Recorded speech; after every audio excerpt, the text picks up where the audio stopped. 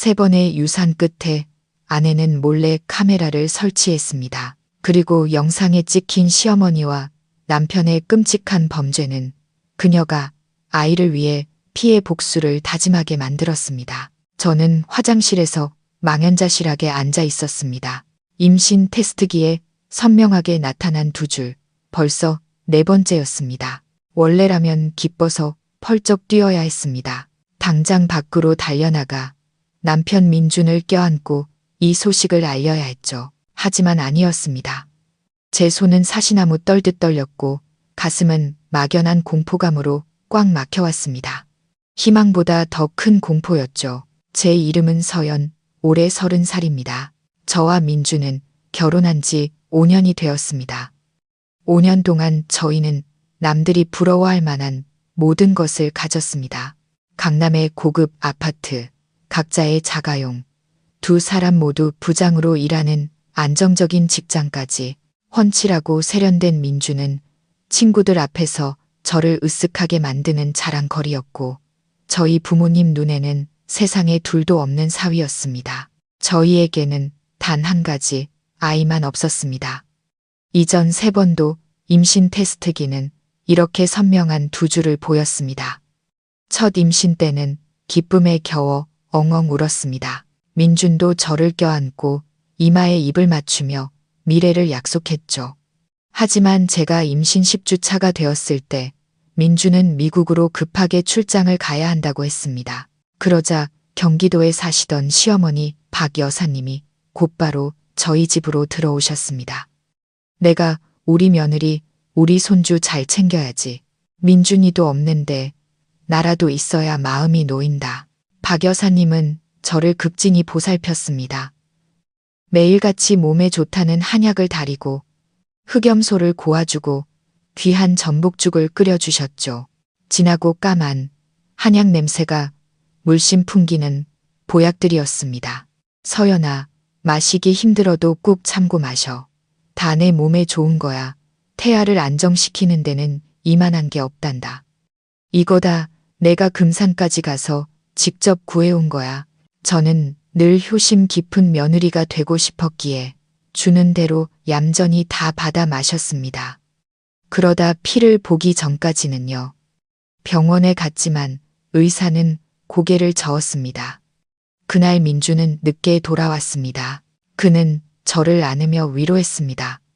괜찮아, 서연아. 우린 아직 젊잖아. 아이는 하늘이 주시는 선물이니까. 6개월 후 2번째로 좋은 소식이 찾아왔습니다.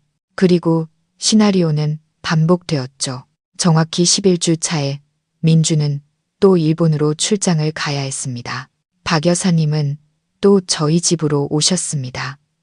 이번에는 흑염소뿐만 아니라 하얀 가루가 든 약 봉지를 들고 오셨습니다. 무슨 태반 가루라나. 아이가 태어나면 피부가 뽀얗고 총명해진다며 물에 타서 마시라고 하셨습니다.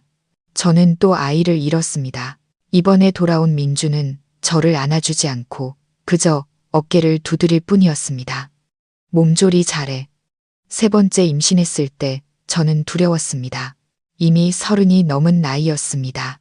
서울대 병원부터 용하다는 한의원까지 찾아다녔습니다. 모두가 제게는 아무런 문제가 없다고 자궁은 건강하다고 말했습니다. 저는 그 믿음에 매달렸습니다. 3번째 임신, 이번에는 정말 조심해야 한다고 다짐했습니다. 하지만 민주는 또 출장을 갔고 박 여사님은 또 찾아왔습니다. 이번에는 직접 고았다는 녹용이었습니다. 그리고 또 피가 흘렀습니다. 3번째 유산 후 창백하고 텅 빈 채로 병원 침대에 누워있을 때 민주는 창가에 서서 밖을 내다보고 있었습니다. 그는 아무 말 없이 한숨만 내쉬었습니다. 그 한숨이 비수처럼 제 심장에 꽂혔습니다. 그는 고통스러워하는 게 아니라 지쳐 있었습니다. 그의 무관심, 제가 아이를 잃는 그 결정적인 순간에 늘 자리를 비우는 그의 행동이 제 등골을 서늘하게 만들었습니다. 그리고 지금 4번째입니다. 저는 임신 테스트기를 보며 눈물을 뚝뚝 흘렸습니다. 누구에게도 말할 용기가 나지 않았습니다. 이번에는 이 비밀을 저 혼자만 간직하기로 결심했습니다. 민준에게도 말하지 않을 것이고 박 여사님께 보살핌을 받을 기회는 절대 주지 않을 겁니다. 저는 서둘러 테스트기를 휴지에 감싸 쓰레기통 깊숙이 쑤셔 넣었습니다. 물을 내리고 세수를 하며 치밀어 오르는 입덧을 억지로 눌렀습니다. 욕실에서 나오자 민준이 소파에 앉아 뉴스를 보고 있었습니다. 제 눈이 빨개진 것을 보고 그가 물었습니다. 왜 그래? 어디 아파? 저는 고개를 저으며 억지 미소를 지었습니다. 아니, 아까 향초 연기 때문에 눈이 좀 매워서. 저녁은 아직이지. 차려줄게. 먹었어. 그는 피곤한 목소리로 대답하며 TV에서 눈을 떼지 않았습니다. 아, 방금 어머님한테 전화 왔어. 내일 흑염소 고아서 갖다 주신대. 너 요즘 얼굴이 너무 안 좋아 보인다고. 저는 그 자리에 얼어붙었고 심장이 누군가에게 꽉 움켜쥐어진 듯 답답해졌습니다. 그럴 필요 없는데 저 내일 바빠서 고객 만나러 가야 해요. 집에 좀 있어. 민준이 가볍게 쏘아붙였습니다. 이 시간에 무슨 고객이야. 어머님이 힘들게 만들어 오시는데 안 먹으면 서운해하시잖아. 너 요즘 자꾸 어머님 성의를 무시하더라. 저는 고개를 숙이고 두 손을 꽉 쥐었습니다. 네, 알겠어요. 저는 전쟁이 시작되었음을 직감했습니다. 그리고 이번에는 절대 질 수 없었습니다. 만약 또다시 패배한다면 아이뿐만 아니라 제 목숨까지 잃게 될 거라는 걸 알았기 때문입니다. 의심이라는 독사가 제 마음속에서 처음으로 고개를 들었습니다. 왜 3번 모두 남편이 없을 때였을까? 그리고 왜 3번 모두 시어머니의 특별한 보살핌 아래서 일어났을까? 며칠 후 저는 불안에 떨며 살았습니다. 평소처럼 출근했지만 시어머니와의 만남은 최대한 피했습니다. 전화가 올 때마다 회의 중이라거나 외근 중이라는 핑계를 댔습니다. 이것이 오래 갈 수 있는 방법이 아니란 건 알고 있었습니다. 저는 몰래 혼자 산부인과에 갔습니다. 의사는 임신 6주 차이며 태아가 자궁에 안전하게 착상했고 건강하다고 알려주었습니다. 의사는 3번이나 연속으로 유산한 저를 안타까운 눈으로 바라보며 말했습니다. 서연 씨, 이번에는 정말 조심하셔야 해요. 마음 편히 가지시고 영양 섭취 잘하시고 조심해야 할 음식은 피하세요. 의사는 여러 가지를 당부했지만 제 귀는 멍멍할 뿐이었습니다. 저는 단 한 가지 질문만 하고 싶었습니다. 선생님, 혹시 지속적으로 복용하면 유산을 유발할 수 있는 한약이나 음식이 있나요? 나이 지긋한 의사 선생님은 안경을 축혀 올리며 저를 놀란 눈으로 쳐다보았습니다. 그게 무슨 말씀이시죠? 임신 중에 피해야 할 음식이야 많죠. 쑥이나 율무, 녹두 같은 것들요. 하지만 의도적으로 그런다면 혈액순환을 너무 촉진시키거나 자궁 수축을 유발하는 약재들이 있긴 합니다. 고용량으로 계속 복용하면 태아에게 아주 위험하죠. 근데 누가 그런 짓을 하겠어요? 왜 물으시는 거죠? 저는 깜짝 놀라 손사래를 쳤습니다. 아, 아니에요. 그냥 알아두고 피하려고요. 혹시나 잘못 먹을까 봐서요. 진료실을 나서는 제 마음은 천근만근 무거웠습니다. 저는 바로 집으로 가지 않고 차를 몰아 하염없이 도로를 헤맸습니다. 박 여사님이 억지로 마시게 했던 한약 냄새가 진동하던 그 까만 탕약들을 잊을 수가 없었습니다. 한때는 그것이 사랑이라고 생각했습니다. 이제는 목구멍에서 씁쓸한 맛만 느껴질 뿐이었습니다. 그 주 일요일, 저는 더 이상 피할 수 없었습니다. 박 여사님이 민준에게 전화를 했고 그는 제게 명령조로 말했습니다. 오늘 집에 있어. 어머님 오신대. 네가 좋아하는 거 만들어 오신다고 했어. 오전 10시 박 여사님이 오셨습니다. 빈손이 아니었습니다. 손에는 늘 사용하시던 커다란 보온 도시락 통이 들려 있었습니다. 서연아, 나왔다. 너 주려고 인삼 넣고 푹 고운 흑염소탕 가져왔어. 이거 먹고 기운 차려서 얼른 손주 안겨줘야지. 시어머니는 살갑게 웃으며 탕을 그릇에 덜었습니다. 익숙한 한약 냄새가 코를 찔렀습니다. 입덧 때문에 올라오는 메스꺼움과 과거의 끔찍한 기억이 더해져 비틀거릴 뻔했습니다. 감사합니다, 어머님.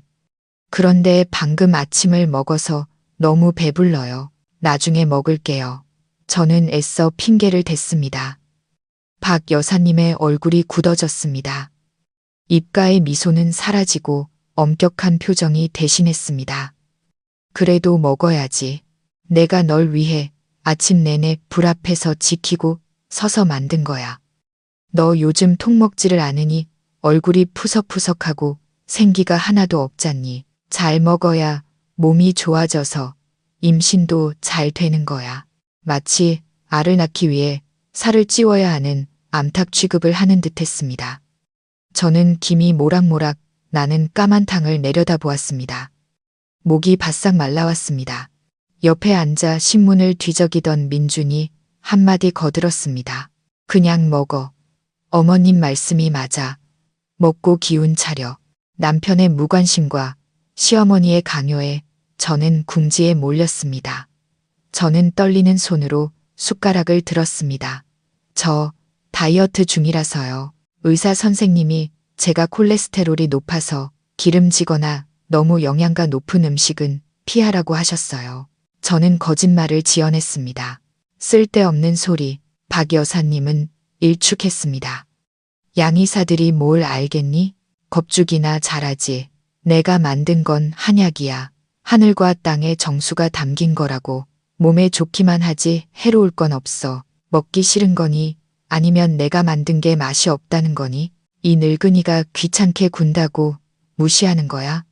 시어머니는 이야기를 효도의 문제로 몰아가기 시작했습니다. 늘 쓰던 수법이었습니다. 이 집에서 저는 항상 순종적이고 예의 바른 며느리여야 했습니다. 민주는 효를 무척 중시했습니다. 아니에요. 어머님, 감히 어떻게, 감히 그럴 수 없다면 마셔. 박 여사님은 탕 그릇을 제 얼굴 앞으로 밀었습니다. 다 마셔. 네가 다 마시는 걸 봐야 내 마음이 놓이겠다. 저는 민준에게 도움을 구하는 눈빛을 보냈습니다. 그는 그저 미간을 찌푸릴 뿐이었습니다. 그냥 들여서 어머님 기쁘게 해드려. 다 널 걱정해서 그러시는 거잖아. 더 이상 물러설 곳이 없었습니다. 저는 눈을 질끈 감고 숨을 참은 채 첫 숟가락을 입에 넣었습니다. 역하고 쓴맛이 확 올라왔습니다. 한약 냄새가 너무 지독해서 토할 뻔했습니다. 저는 억지로 삼켰습니다. 눈물이 핑 돌았습니다. 입덧 때문인지, 굴욕감 때문인지, 아니면 공포 때문인지 모를 눈물이었습니다. 박 여사님은 맞은편에 앉아 눈도 깜빡이지 않고 저를 지켜봤습니다. 그 눈빛은 며느리가 보약을 먹는 것을 보는 어머니의 눈빛이 아니라 시험 감독관의 눈빛이었습니다. 제가 탕 한 그릇을 다 비우자 박 여사님은 만족스러운 미소를 지었습니다. 그래, 착하다. 이렇게 내 말만 잘 들으면 분명 좋은 소식이 있을 거야. 시어머니가 돌아가자마자 저는 화장실로 달려가 목구멍에 손을 넣어 미친 듯이 토해냈습니다. 쓸개즙까지 다 토해냈습니다. 저는 차가운 화장실 바닥에 주저앉아 배를 감싸 안고 소리 없이 울었습니다. 두려웠습니다. 이제 막 생겨난 이 작은 생명이 너무나 두려웠습니다. 그날 밤 아랫배가 욱신거리기 시작했습니다. 이전 3번의 유산 때와 같은 익숙한 통증이었습니다. 저는 공포에 휩싸였습니다. 설마 다행히 통증은 잠시 스쳐 지나가듯 사라졌습니다. 하지만 그것은 죽음의 경고와도 같았습니다. 이대로 아무것도 하지 않으면 또다시 아이를 잃게 될 거라는 걸 깨달았습니다. 제 안의 의심은 더 이상 작은 싹이 아니었습니다. 가시로 뒤덮인 거대한 나무로 자라나 있었습니다. 이제 아무도 믿을 수 없었습니다. 민준조차도요. 저는 제 자신과 제 아이를 스스로 구해야 했습니다. 한때 제 세상의 전부라고 생각했던 남편 민준에게 기댈 수는 없었습니다. 그는 어머니의 편에 서기로 선택했거나 혹은 더 나쁘게도 공범일 테니까요. 저는 행동을 시작했습니다. 증거가 필요했습니다. 인터넷에서 몰래카메라에 대해 알아보기 시작했습니다. 사무실 일과 부엌 일밖에 모르던 제가 이제는 몰래 추적 장비를 알아보고 있었습니다. 제 자신이 한심하면서도 우스꽝스러웠습니다. 저는 회사의 새로운 프로젝트 답사차 강릉에 이틀간 출장을 간다는 핑계를 댔습니다. 사실 저는 차를 몰아 용산 전자상가의 한 가게로 갔습니다. 저는 젊은 직원에게 집에 새로 도우미를 들였는데 일하는 것을 지켜보고 싶어서 카메라를 설치하려 한다고 말했습니다. 저는 아주 작은 카메라 2개를 골랐습니다. 하나는 탁상 시계 안에 숨겨져 있었고 다른 하나는 휴대폰 충전기 모양으로 위장되어 있었습니다. 2개 모두 와이파이에 연결해서 제 휴대폰으로 실시간 영상을 전송할 수 있었습니다. 2개의 카메라를 손에 쥔 제 마음은 무거웠습니다. 제가 한 번도 해보리라고 생각하지 못했던 일을 하고 있었습니다. 바로 제 집에서 제 시어머니를 상대로 덫을 놓는 일이었습니다. 집에 돌아와 저는 기회를 기다렸습니다. 어디에 설치해야 할까? 하나는 거실 TV 선반에 위장해 소파와 식탁 전체를 볼 수 있도록 설치하기로 했습니다. 시어머니가 제게 무언가를 억지로 먹이던 바로 그 장소였습니다. 나머지 하나는 저희 부부의 침실에 두었습니다. 왠지는 모르겠지만 직감이 그렇게 해야 한다고 말했습니다. 설치는 생각보다 어려웠습니다. 손이 너무 떨려서 위장된 시계를 떨어뜨릴 뻔했습니다. 카메라 각도를 맞추고 충전선을 숨기고 제대로 작동하는지 확인해야 했습니다. 민준이 친구들과 축구를 하러 간 틈을 타 저는 극도의 불안과 공포 속에서 모든 것을 서둘러 마쳤습니다. 모든 준비를 마치고 침대에 주저앉았을 때 숨이 턱까지 차올랐습니다. 저는 제 집을 덫으로 만들어 버렸습니다. 이제부터 저는 배우처럼 살아야 했습니다. 말 한마디, 행동 하나하나를 조심해야 했습니다. 며칠 후 저는 아무 일 없는 척했습니다. 평소처럼 출근하고 피곤하고 창백한 모습을 연기했습니다. 그리고 제가 예상했던 일이 일어났습니다. 민준이 이번 주말에 부산으로 갑작스러운 회의에 참석해야 한다고 통보했습니다. 그쪽 프로젝트에 문제가 생겨서 한 3, 4일은 가봐야 할 것 같아 제 심장이 쿵 내려앉았습니다. 또 갑작스러운 출장, 또 이 민감한 시기에 저는 임신 9주 차였습니다. 저는 태어난 척했습니다. 네, 조심해서 다녀오세요. 일이 중요하죠. 너 혼자 집에 괜찮겠어? 아니면 어머님 오셔서 같이 주무시라고 할까? 민주는 노트북에서 눈을 떼지 않은 채 말했습니다. 이전 3번이나 들었던 그 말에 저는 소름이 돋았습니다. 아니에요. 저 다 컸는데 혼자 있을 수 있어요. 어머님 오시면 힘드세요. 어머님은 널 걱정해서 그러시는 거지. 내가 전화할게. 넌 그냥 집에서 어머님이 해주시는 밥이나 먹어. 너 요즘 너무 말랐어. 민주는 제게 거절할 틈을 주지 않았습니다. 그는 즉시 박 여사님께 전화를 걸었습니다. 어머니, 저 민준이에요. 주말에 제가 부산에 가야 해서요. 혹시 시간 되시면 저희 집에 와서 서연이랑 며칠만 같이 있어 주실 수 있으세요? 혼자 두기 불안해서요. 네, 몸에 좋은 것 좀 해서 먹여주세요. 요즘 밥을 잘 안 먹어서요. 네, 감사합니다, 어머니. 그는 전화를 끊고 저를 돌아봤습니다. 됐지, 주말에 어머님 오신대. 넌 집에서 푹 쉬어. 저는 주머니 속 휴대폰을 꽉 쥐었습니다. 연극의 무대는 이미 준비되었습니다. 하지만 이번에 저는 관객이 아닐 겁니다. 이 비밀의 커튼을 제가 직접 걷어낼 겁니다. 저는 7년 동안 사랑했던 남자, 민준을 바라보며 생각했습니다. 당신은 누구인가요? 내 남편인가요? 아니면 내 원수인가요? 저는 침실로 들어가 문을 잠그고 카메라 앱을 켰습니다. 모든 준비는 끝났습니다. 비밀의 눈은 이미 떠졌습니다. 저는 기다리고 있었습니다. 악마가 어떤 모습으로 나타날지 기다렸습니다. 민주는 토요일 아침에 여행 가방을 들고 나섰습니다. 그는 제 뺨에 서둘러 입을 맞췄습니다. 위선으로 가득 찬 차가운 입맞춤이었습니다. 나 갈게. 집에서 어머님 말씀 잘 듣고 있어. 돌아올 때 선물 사올게. 저는 고개를 끄덕이며 미소 지었습니다. 제 미소는 분명 뻣뻣하고 보기 흉했을 겁니다. 조심히 다녀오세요. 그가 떠나자 집은 무서울 정도로 고요해졌습니다. 오전 10시 초인종이 울렸습니다. 박 여사님이었습니다. 보온 도시락 통이 아닌 작은 캐리어를 끌고 왔습니다. 정말로 며칠 묵을 작정이었습니다. 서연아, 나왔다. 시어머니는 활기찬 모습으로 집 안으로 들어섰습니다. 민준이 가자마자 바로 왔지.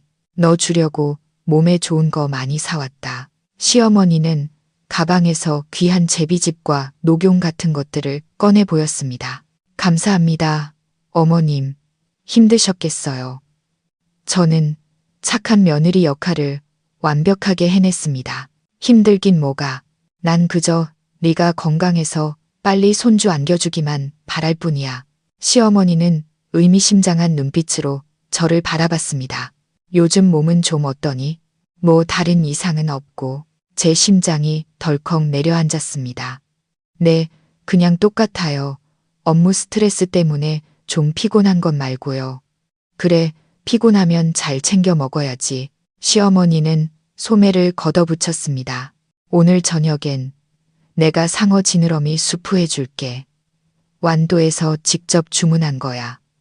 그거 먹으면 바로 기운 날 거다. 그날 하루 종일 저는 가시방석에 앉은 기분이었습니다. 시어머니와 거리를 두며 모든 일을 스스로 하려고 애썼습니다. 휴대폰으로 카메라를 통해 시어머니를 관찰했습니다. 그녀는 집안을 돌아다니며 물건을 정리하고 무언가를 중얼거렸습니다. 저녁이 되자 박 여사님은 향긋한 냄새가 나는 상어 지느러미 수프를 끓였지만 저는 감히 먹을 수 없었습니다. 속이 더부룩하다고 핑계를 대고 흰죽만 조금 먹은 뒤 곧장 방으로 들어가 문을 잠갔습니다.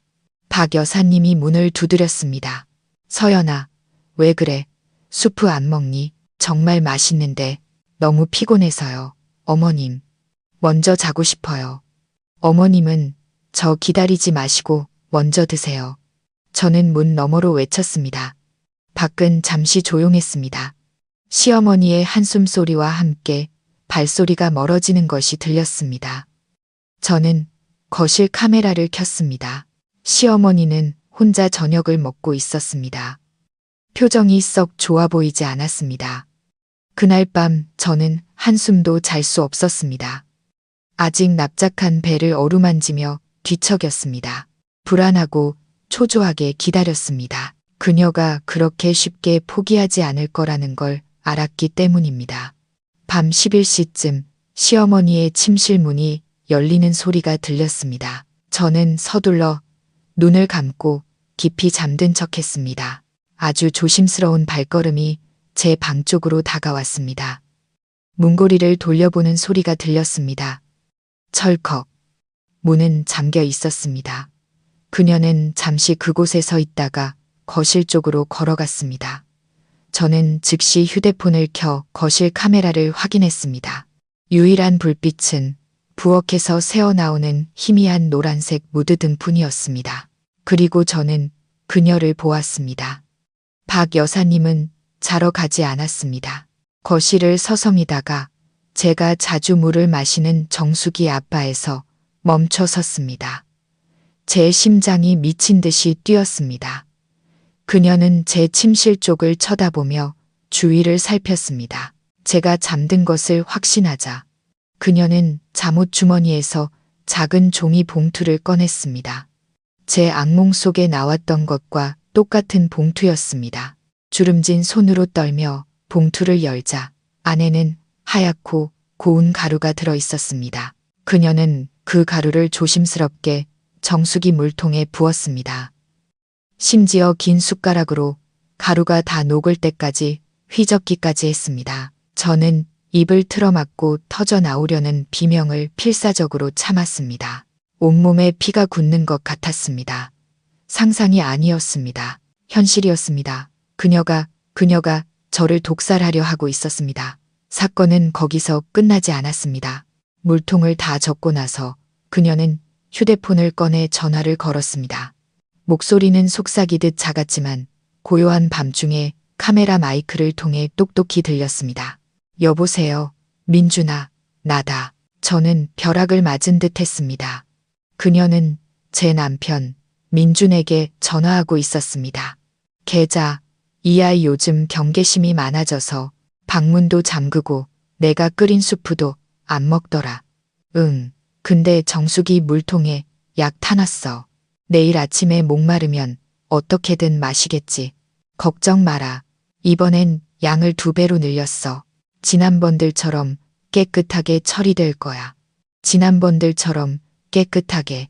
그 말은 수천 개의 바늘이 되어 제 뇌를 찔렀습니다. 응, 알고 있어. 그녀는 한숨을 쉬었습니다. 내가 다 널 위해서 이러는 거 아니겠니? 쟤네를 못 낳아. 데리고 있어봤자 우리 집안 대만 끊기지. 이번에 깔끔하게 끝내고 이혼시켜.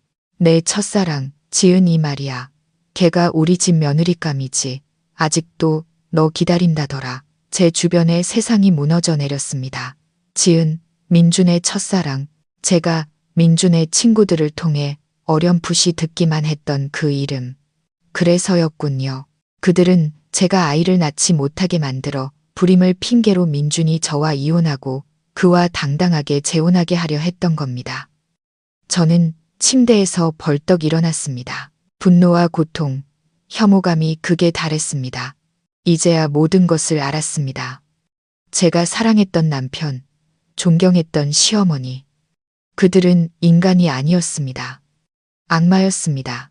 그들은 제 새 아이를 죽였고 이제 4번째 아이를 죽일 계획을 세우고 있었습니다. 온몸이 떨렸지만 두려움 때문이 아니라 증오 때문이었습니다. 저는 서둘러 영상 저장 버튼을 눌렀습니다.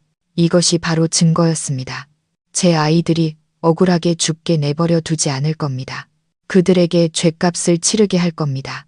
그날 밤 저는 한숨도 자지 못했습니다. 손바닥에 꽉 쥔 휴대폰을 든 채 침대에 미동도 없이 앉아 있었습니다.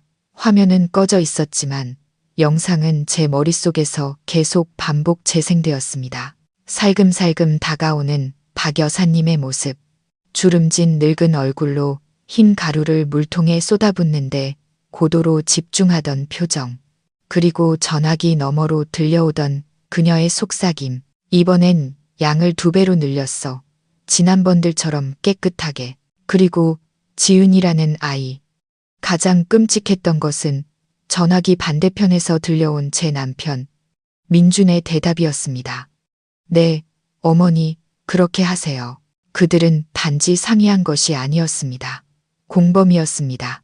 제 눈물은 이미 말라버렸습니다. 새 아이를 잃은 슬픔, 뱃속의 작은 생명에 대한 두려움은 이제 얼음처럼 차가운 증오의 덩어리로 응축되었습니다. 저는 더 이상 순종적인 아내, 효심 깊은 며느리 서연이 아니었습니다. 저는 어머니였습니다. 제게 남은 유일한 아이를 지켜야만 하는 어머니. 제 눈물은 날카롭게 벼려진 강철이 되어 제 아이를 해치려는 자는 누구든 꿰뚫을 준비가 되어 있었습니다.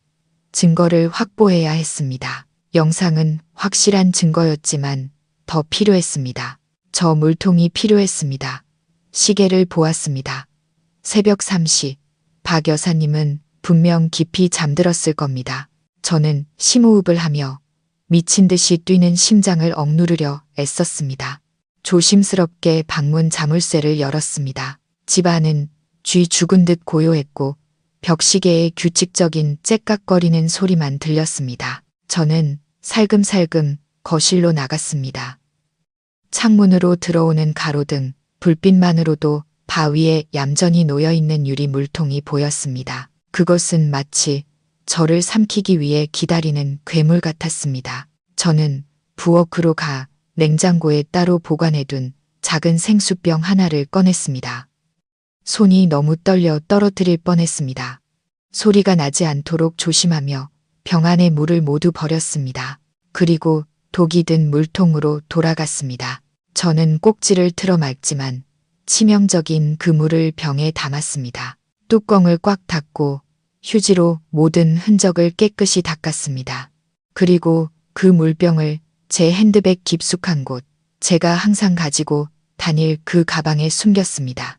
모든 것을 마치고 침실로 돌아와 문을 잠갔습니다. 영상을 클라우드에 백업하고 제 비밀 이메일 계정으로 사본을 보냈습니다. 절대 잃어버리지 않을 겁니다. 이제 날이 밝기만 기다리면 됐습니다. 아침 6시 박 여사님이 부스럭거리며 일어나는 소리가 들렸습니다. 부엌으로 들어가는 소리, 물 흐르는 소리가 들리고 이내 제 방문을 두드렸습니다. 서연아, 일어나거라. 일어나서 운동도 하고 물 한 잔 마시고 정신 차린 다음에 아침 먹자. 어제까지만 해도 제 마음을 따뜻하게 했던 그 다정한 목소리가 이제는 역겹게 들렸습니다. 저는 부스스한 머리를 한 채 졸린 척하며 문을 열었습니다. 네, 어머님, 너무 피곤해요. 어젯밤에 잠을 잘못 자서요. 그래? 박 여사님은 저를 탐색하듯 쳐다봤습니다. 그럼 나와서 물 한 잔 마시고 정신 차려. 내가 오렌지 주스도 갈아놨어. 일단 맹물부터 마셔. 그녀는 독이 든 물통을 가리켰습니다. 그녀는 제가 마시는 것을 직접 보고 싶었던 겁니다. 저는 밭 쪽으로 걸어갔습니다. 심장이 마구 뛰었습니다. 어떻게 해야 하지? 마실 수는 없었습니다. 저는 잔을 들어 입으로 가져가는 척했습니다. 하지만 잔이 입술에 거의 닿을 무렵 일부러 손을 미끄러뜨렸습니다. 쨍그랑 유리잔이 바닥에서 산산조각 났습니다. 물이 사방으로 튀었습니다. 어머나, 내가 왜 이럴까? 저는 당황하며 소리쳤습니다. 얼굴에는 미안한 기색이 가득했습니다. 죄송해요, 어머님. 손에 힘이 없어서. 박 여사님은 미간을 찌푸렸습니다. 짜증난 기색이 역력했습니다. 애가 잔 하나도 제대로 못 드니 됐다. 그냥 둬. 내가 치울 테니 넌 방에 들어가서 옷이나 갈아입고 나와서 아침이나 먹어. 물은 마시지 말고 내가 끓인 수프 먹어. 네. 저는 서둘러 방으로 뛰어 들어갔습니다. 심장이 터져 나올 것 같았습니다. 다행히 위기를 넘겼습니다. 저는 외출복으로 갈아입었습니다. 여기서 나가야 했습니다. 어머님, 저는 밖으로 소리쳤습니다. 오늘 아침에 회사에서 긴급 회의가 잡혔어요. 부장님이 아침 일찍 전화하셔서요. 집에서 아침 먹을 시간이 없겠어요. 저 먼저 출근할게요. 저는 그녀의 대답을 기다리지 않고 가방을 챙겨 도망치듯 문 밖으로 뛰쳐나갔습니다. 다녀오겠습니다, 어머님. 차에 오르고 나서야 겨우 숨을 쉴 수 있었습니다. 저는 미친 듯이 차를 몰았습니다.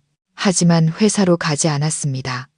제가 향한 곳은 서초구에 있는 신뢰할 만한 사설 검사 기관이었습니다. 저는 직원에게 물병을 건넸습니다. 이 물을 검사하고 싶어요. 안에 뭔가 해로운 물질이 들어있는 것 같아요. 어떤 성분을 특정해서 검사해 드릴까요? 모르겠어요. 저는 평정심을 유지하려 애썼습니다. 어떤 물질이든요. 특히 유산을 유발할 수 있는 물질이라면 뭐든지요. 제발요. 최대한 빨리 결과가 필요해요. 여직원은 저를 안타까운 눈으로 쳐다봤습니다. 아마 제가 남편의 외도를 의심한다고 생각했겠지만 상관없었습니다. 추가 비용을 지불하겠습니다. 저는 가장 빠른 검사 서비스를 신청했습니다. 그들은 24시간 안에 결과가 나올 것이라고 약속했습니다. 검사 기관을 떠나 저는 집으로 가지 않았습니다. 한적한 카페로 차를 몰았습니다. 상사에게 전화해 일주일간 휴가를 신청했습니다. 집안에 급한 일이 생겨서요, 부장님. 저는 그곳에 앉아 오가는 차들을 바라보았습니다. 더 이상 눈물은 흐르지 않았습니다. 이제는 계산할 시간이었습니다. 민주는 부산에 4일간 간다고 했습니다. 오늘이 첫날이니 제게는 모든 것을 준비할 3일의 시간이 있었습니다. 검사 결과를 기다릴 겁니다. 그가 돌아오기를 기다릴 겁니다. 그리고 그들에게 깜짝 선물을 줄 겁니다. 그들이 평생 잊지 못할 깜짝 선물을요. 이틀 후 민준이 돌아왔습니다. 예정보다 하루 일찍이었습니다. 아마 결과가 궁금해서 안달이 났던 모양입니다. 저는 그날 아침 검사기관으로부터 전화를 받았습니다. 여직원의 목소리는 심각했습니다. 서연 씨, 결과가 나왔습니다. 보내주신 물 샘플에서 고농도의 미소프로스톨이 검출되었습니다. 그게 무슨 성분이죠? 제 심장이 멎는 것 같았습니다. 보통 위궤양 치료에 사용되는 약물 성분입니다. 하지만 자궁을 격렬하게 수축시키는 매우 강력한 부작용이 있습니다. 임산부에게는 절대적으로 금지된 약물입니다. 확실하게 유산을 유발하기 때문이죠. 보내주신 물병 속의 양은 매우 고농도입니다. 괜찮으세요? 저는 전화를 끊었습니다. 미소프로스톨. 한약도 아니었습니다. 서양 의약품이었습니다. 잔인한 낙태 유도제. 이전 3번도 아마 이 약이었을 겁니다. 그들은 약을 갈아서 탕과 음료에 섞어 제게 먹였던 겁니다. 제 손은 더 이상 떨리지 않았습니다. 분노가 모든 두려움을 압도했습니다. 저는 집으로 돌아왔습니다. 박 여사님은 제가 돌아온 것을 보고 몹시 놀랐습니다. 제가 상사와 함께 지방 출장을 갔다고 거짓말을 했기 때문입니다. 어머, 벌써 왔니? 연락도 없이 집이 그리워서 일찍 왔어요. 저는 미소 지었습니다. 제 자신도 소름 끼치는 미소였습니다. 어머님, 오늘 저녁에 제가 맛있는 거 좀 할게요. 좀 있으면 민준 씨도 올 거예요. 오랜만에 다 같이 식사해요. 박 여사님은 만족스러워하는 듯 했습니다. 아마 제가 아무것도 의심하지 않는다고 생각했겠죠. 그날 저녁 민준이 돌아왔습니다. 그의 손에는 선물 꾸러미가 들려 있었습니다. 출장 일찍 끝났네. 선물 사왔어. 고마워요. 저는 선물을 받아 식탁 위에 올려두었습니다. 저녁 식사는 기묘한 분위기 속에서 진행되었습니다. 저는 민준과 박 여사님께 음식을 덜어주었습니다. 즐겁게 웃고 떠들었습니다. 이것 좀 드세요. 박 여사님이 제게 닭고기 한 점을 덜어주며 말했습니다. 많이 먹고 건강해져야지. 네, 저는 먹었습니다. 먹어야만 했습니다. 완벽하게 연기해야 했습니다. 저녁 식사 후 3사람이 거실에 앉아 차를 마시고 있을 때 제가 말했습니다. 제가 아주 재미있는 걸 보여드릴게요. 민준이 나른하게 물었습니다. 뭔데 그래? 나 좀 피곤한데. 아주 재미있는 영화예요. 보시면 피곤이 싹 가실걸요. 저는 휴대폰을 대형 TV에 연결했습니다. 영화를 튼 게 아니었습니다. 저는 보안 카메라 영상을 틀었습니다. TV 화면이 켜지고 익숙한 거실 풍경이 나타났습니다. 그리고 박 여사님이 등장했습니다. 살금살금 다가와 흰 가루 봉지를 들고 물통에 붓고 휘젓는 모습이었습니다. 이게 뭐야? 박 여사님이 더듬거렸습니다. 얼굴이 종이장처럼 하얗게 질렸습니다. 민주는 벌떡 일어났습니다. 서연아, 너 지금 뭐 하는 짓이야? 당장 꺼. 왜 꺼요? 영화가 이제 막 재밌어지는데. 저는 재생 버튼을 눌렀습니다. 쥐 죽은 듯 조용한 거실에 전화 통화 소리가 선명하게 울려 퍼졌습니다. 계자, 내가 물통에 약 타놨어. 이번엔 양을 2배로 늘렸어. 지난번들처럼 깨끗하게 처리될 거야. 그리고 민준의 목소리, 제가 한때 사랑했던 그 목소리가 들렸습니다. 네, 어머니. 그렇게 하세요. 지은이라는 아이. 그만해. 박 여사님이 소리치며 리모컨을 뺏으려 달려들었습니다. 저는 뒤로 물러섰습니다. 그만해요. 왜 그만해야 하죠? 어머니, 설명 좀 해보세요. 지난번들처럼 깨끗하게라니요. 제가 아이를 잃었던 3번을 말씀하시는 건가요? 그 흰 가루는 뭐죠? 어머니가 늘 제게 주시던 보약인가요? 박 여사님은 부들부들 떨며 제게 손가락질을 했습니다. 네가 감히 날 감시해? 이 되바라진 것. 네가 날 함정에 빠뜨려. 함정이요. 저는 웃었습니다. 눈물이 터져 나왔습니다. 어머니 스스로 걸어 들어오신 거죠. 어머니가 그런 짓을 안 하셨으면 제가 어떻게 찍었겠어요. 저는 민준을 돌아봤습니다.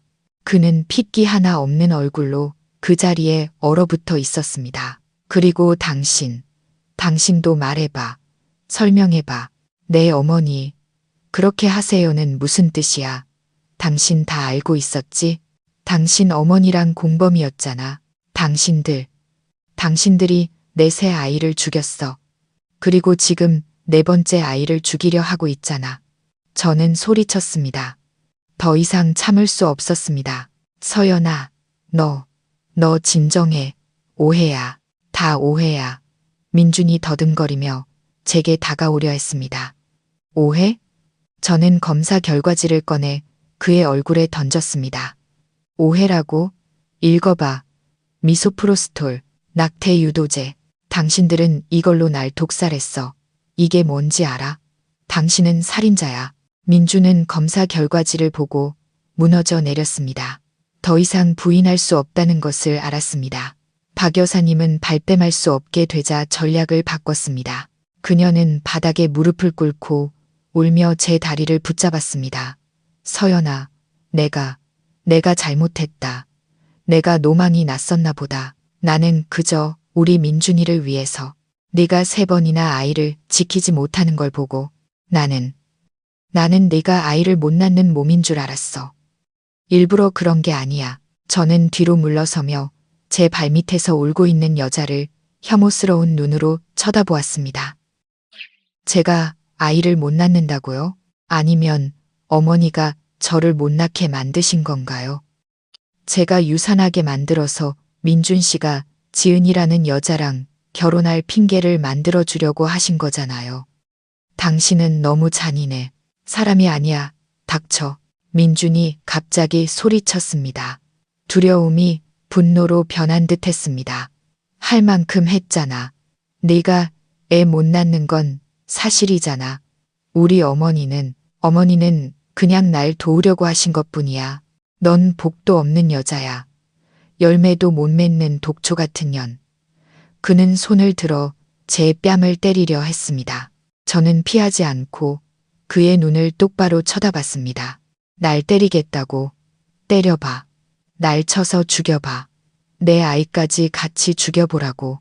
당신이 이전 새 아이에게 했던 것처럼. 민준의 손이 허공에서 멈췄습니다. 그는 감히 때리지 못했습니다. 방 안은 침묵에 잠겼습니다. 범죄와 거짓의 냄새로 가득한 무거운 침묵이었습니다. 민준은 손을 내리고 거친 숨을 몰아쉬었습니다. 박 여사님은 여전히 바닥에 주저앉아 있었습니다. 울음소리는 앱고 거친 숨소리만 들렸습니다. 저는 제 앞에 있는 2사람, 한때는 남편이었고 시어머니였던 그들을 바라보았습니다. 이제 제 눈에 그들은 낯선 사람들이자 2마리의 악마였습니다. 제가 가진 증거가 이게 전부일 거라고 생각하세요? 저는 차갑게 얼어붙은 목소리로 침착하게 말했습니다.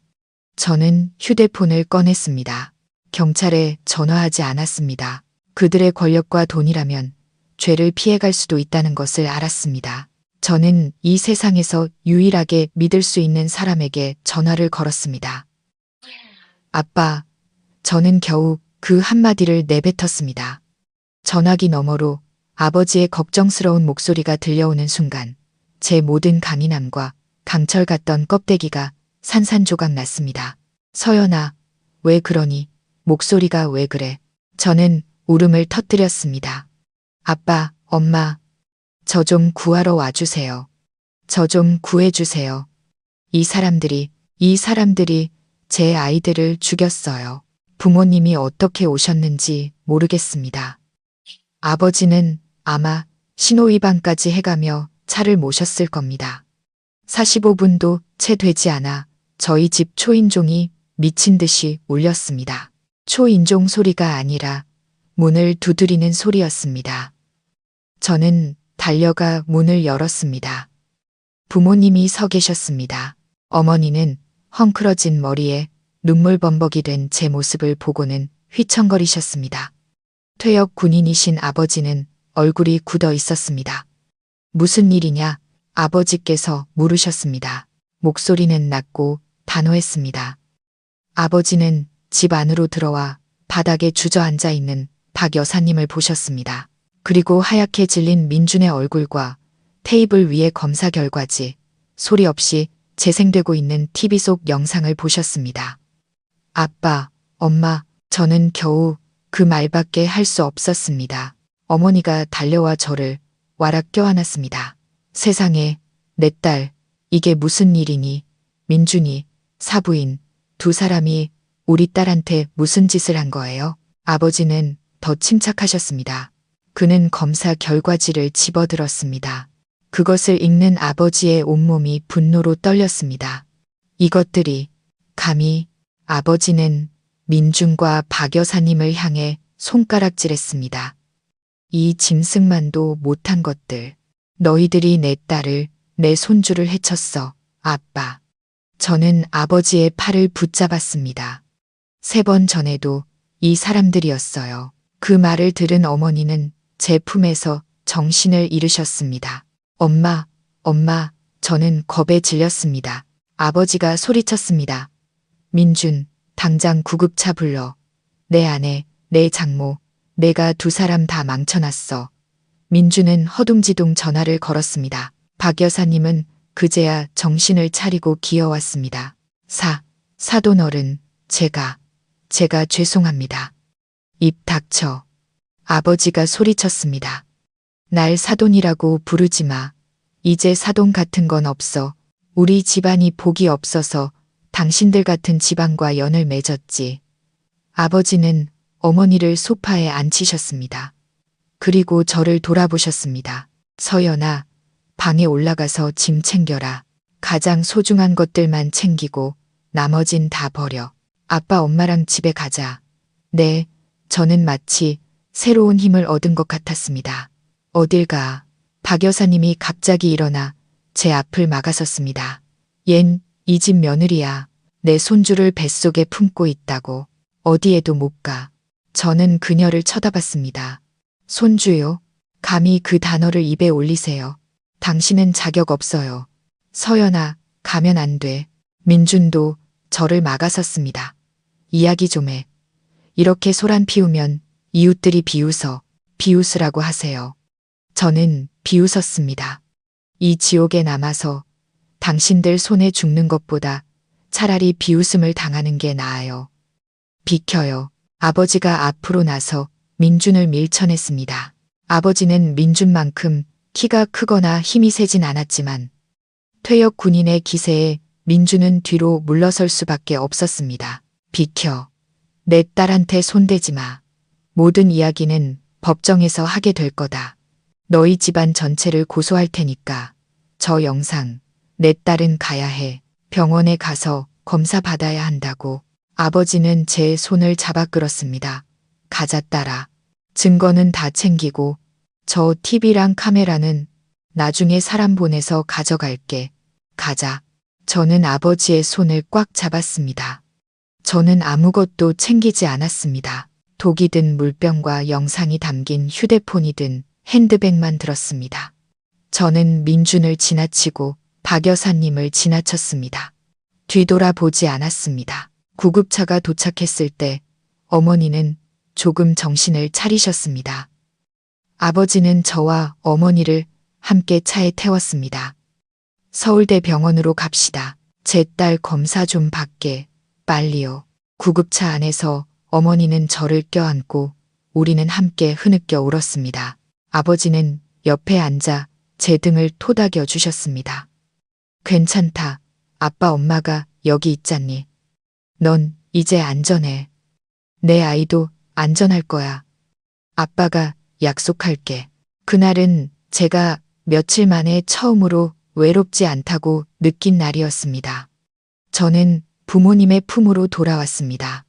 지옥은 제 등 뒤에 남겨졌다는 것을 알았습니다. 병원에서 검사를 받은 후 의사는 다행히 제가 그 물을 마시지 않아 태아는 무사하지만 극심한 정신적 스트레스로 인해 약간의 유산기가 있다고 했습니다. 의사는 최소 일주일간 입원해서 경과를 지켜봐야 한다고 했습니다.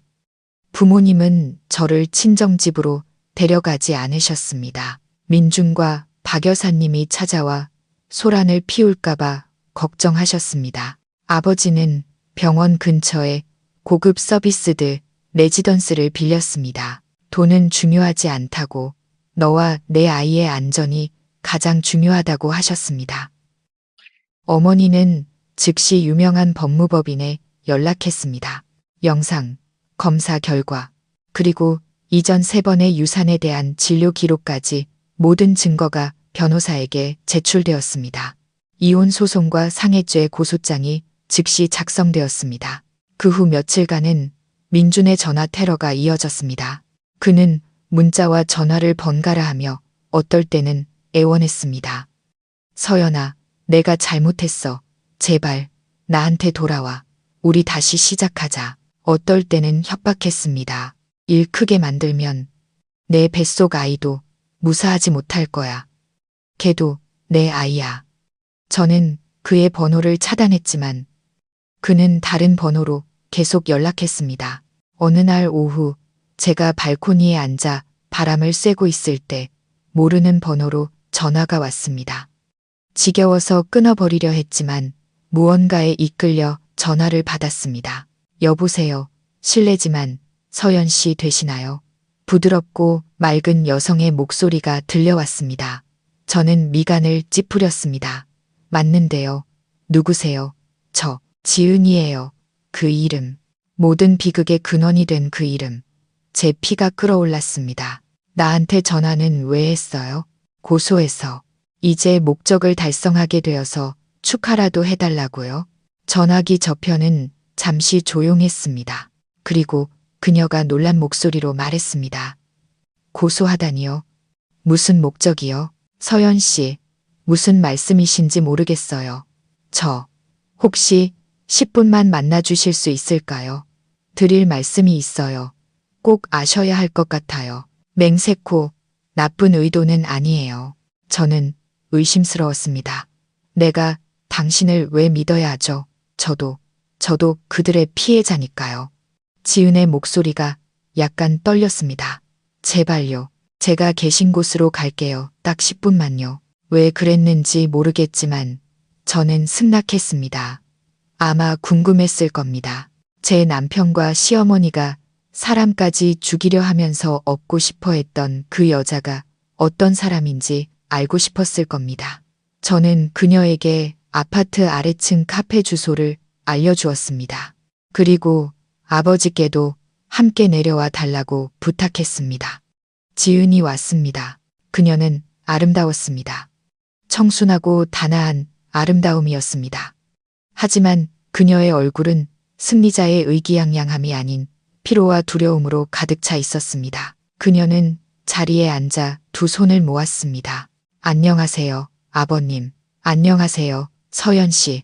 아버지는 헛기침을 하며 대답하지 않으셨습니다. 저는 그녀를 쳐다봤습니다. 할 말 하세요. 지은은 심호흡을 했습니다. 서연 씨, 저와 민준 씨가 예전에 사귀었던 건 맞아요. 하지만 그건 8년 전, 그 사람이 서연 씨를 만나기 전의 일이에요. 저는 그 사람과 다시 시작할 생각이 전혀 없었어요. 그런데 왜 그 사람 어머니, 박 여사님은? 지은이 말을 끊었습니다. 그분이 1년 전에 저를 찾아오셨어요.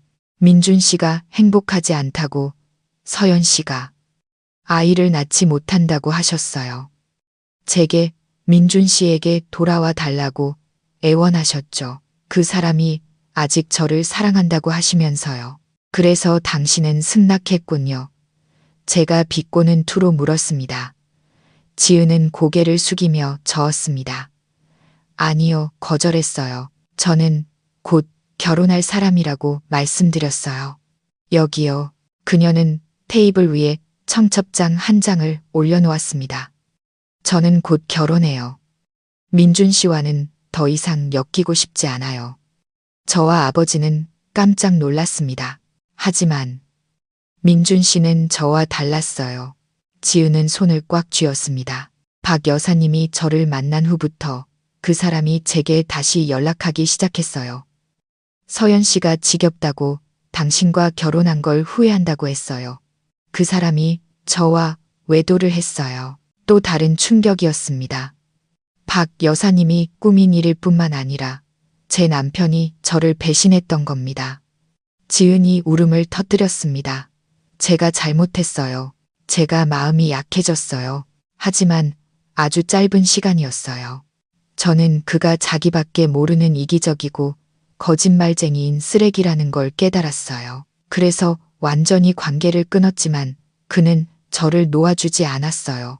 계속 저를 괴롭혔고 박 여사님은 더 심했어요.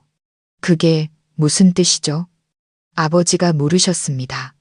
지은은 가방에서 USB 하나를 꺼냈습니다. 박 여사님은 민준 씨가 곧 자유로워질 거라고 저를 설득하고 싶으셨나 봐요. 그래서 서연 씨를 유산시키려는 계획에 대해 민준 씨와 나눈 대화를 녹음하셨어요. 그들이 얼마나 단호한지 증명하려고 제게 그 녹음 파일을 보냈어요. 저는 너무 무서웠어요. 그분이 정말 그런 짓을 저지를 줄은 몰랐어요. 누구에게도 말할 수 없었어요. 그녀는 USB를 제 쪽으로 밀었습니다. 그러다 오늘 한 작은 인터넷 뉴스에서 시어머니가 며느리를 독살하려 한 혐의로 이혼 소송이 제기되었다는 기사를 봤어요. 서연 씨라는 걸 알았죠. 더 이상 침묵할 수 없었어요. 저는 그들이 혐오스러워요. 저는 USB를 뚫어지게 쳐다봤습니다. 왜 이걸 제게 주시는 거죠? 지은이 눈물이 그렁그렁한 채로 고개를 들었습니다. 저도 여자니까요. 곧 아내가 될 거고 저도 엄마가 되길 바라요. 무고한 엄마와 아이가 그렇게 당하는 걸 그냥 볼 수는 없었어요. 이 안에는 민준 씨의 외도, 문자 전체와 박 여사님의 계획이 담긴 녹음 파일이 들어 있어요. 서연 씨에게 도움이 되길 바라요. 저는 떨리는 손으로 USB를 집었습니다. 창밖에 달빛이 들어와 지은의 얼굴을 비췄습니다. 그녀는 제 적이 아니었습니다. 뜻밖의 이 달빛은 제 인생을 망친 자들을 끝장낼 마지막 무기를 제게 가져다 주었습니다. 몇 달 후 저희 가족의 재판이 열렸습니다. 저와 뱃속의 아이를 보호하기 위해 변호사 측의 요청으로 비공개 재판으로 진행되었습니다. 하지만 비공개 재판이라도 범죄의 무게를 막을 수는 없었습니다. 저는 법정으로 들어섰습니다. 헐렁한 인부복 위로 배가 제법 불러 있었습니다. 임신 7개월 차였습니다.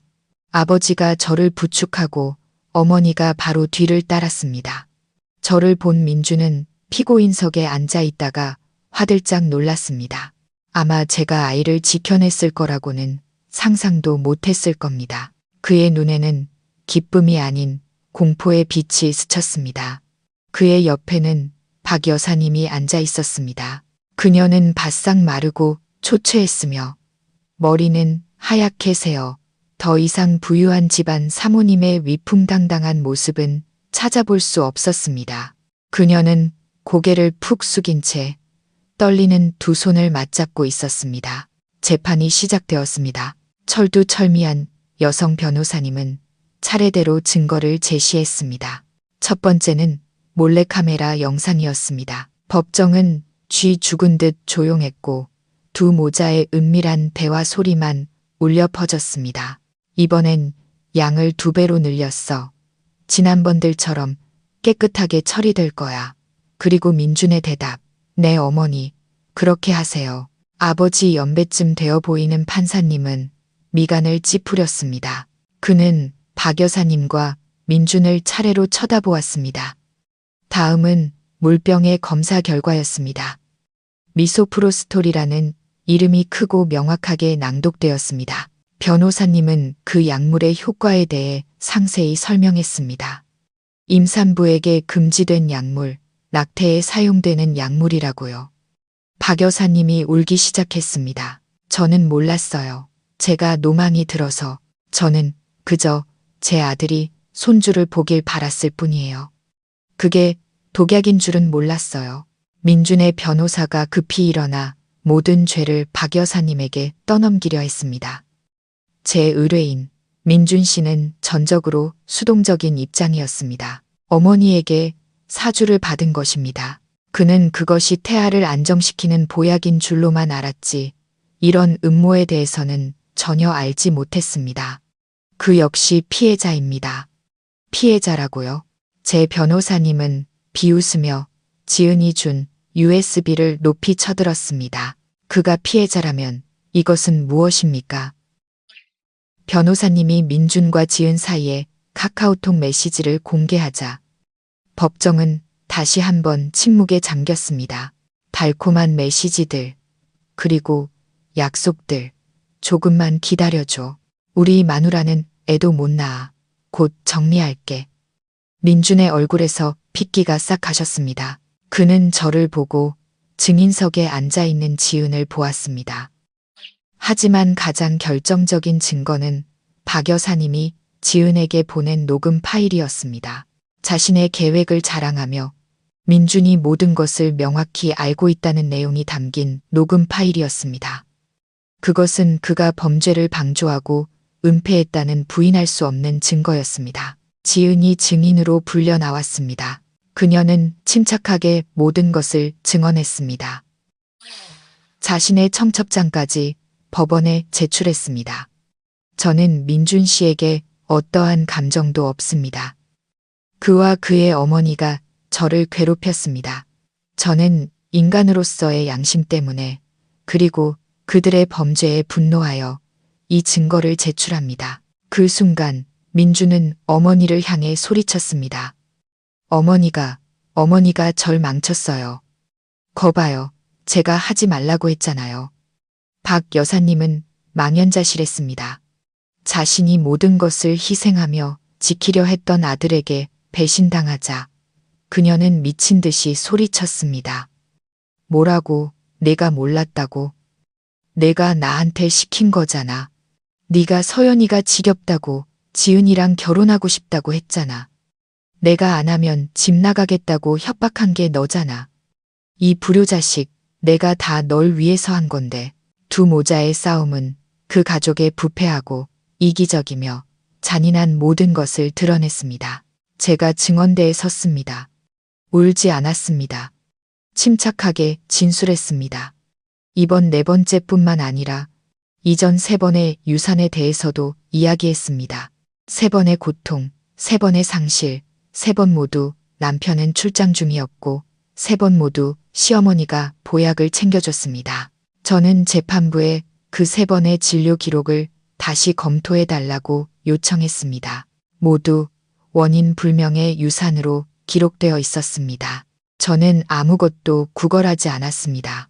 저는 판사님을 똑바로 쳐다봤습니다. 저는 단지 재판부께서 제 잃어버린 새 아이의 억울함을 풀어주시고 곧 태어날 제 아이를 보호해 주시길 바랄 뿐입니다. 부디 사람이라는 이름으로 살인을 저지른 자들을 벌해 주십시오. 재판이 끝났습니다. 판결이 선고되었습니다. 박 여사님은 조직적이고 반복적인 상해죄, 특히 피해자가 임산부라는 점이 고려되어 징역 7년을 선고받았습니다. 그녀는 법정에서 그대로 쓰러졌습니다. 민준은 범죄 은닉 및 불고지죄로 징역 2년에 집행유예를 선고받았습니다. 민사소송에서는 저희의 이혼이 승인되었습니다. 모든 귀책 사유가 민준에게 있었기 때문에 그는 재산 분할을 받지 못했을 뿐만 아니라 정신적, 신체적 손해에 대한 거액의 위자료와 향후 아이의 모든 양육비를 지급해야 했습니다. 그의 회사는 재판 직후 거래처들로부터 줄줄이 계약 해지를 통보받았고 명성을 잃고 사업은 파산했습니다. 저는 법정을 나섰습니다. 부모님이 양옆에서 저를 부축해 주셨습니다. 그날따라 햇살이 유난히 강렬했습니다. 저는 하늘을 올려다보며 깊은 숨을 내쉬었습니다. 정의는 실현되었습니다. 제 잃어버린 새 아이는 이제 편히 눈을 감을 수 있을 겁니다. 재판이 끝나고 2달 후 저는 진통을 시작했습니다. 비가 억수같이 쏟아지는 밤이었습니다. 한밤중에 찾아온 첫 진통에 깜짝 놀라 잠에서 깼습니다. 이전 3번과는 달리 이번 고통은 피와 함께 오지 않았습니다. 아팠지만 그것은 생명의 고통, 신호의 고통이었습니다. 아빠, 엄마, 저 아기 낳을 것 같아요. 온 집안이 발칵 뒤집혔습니다.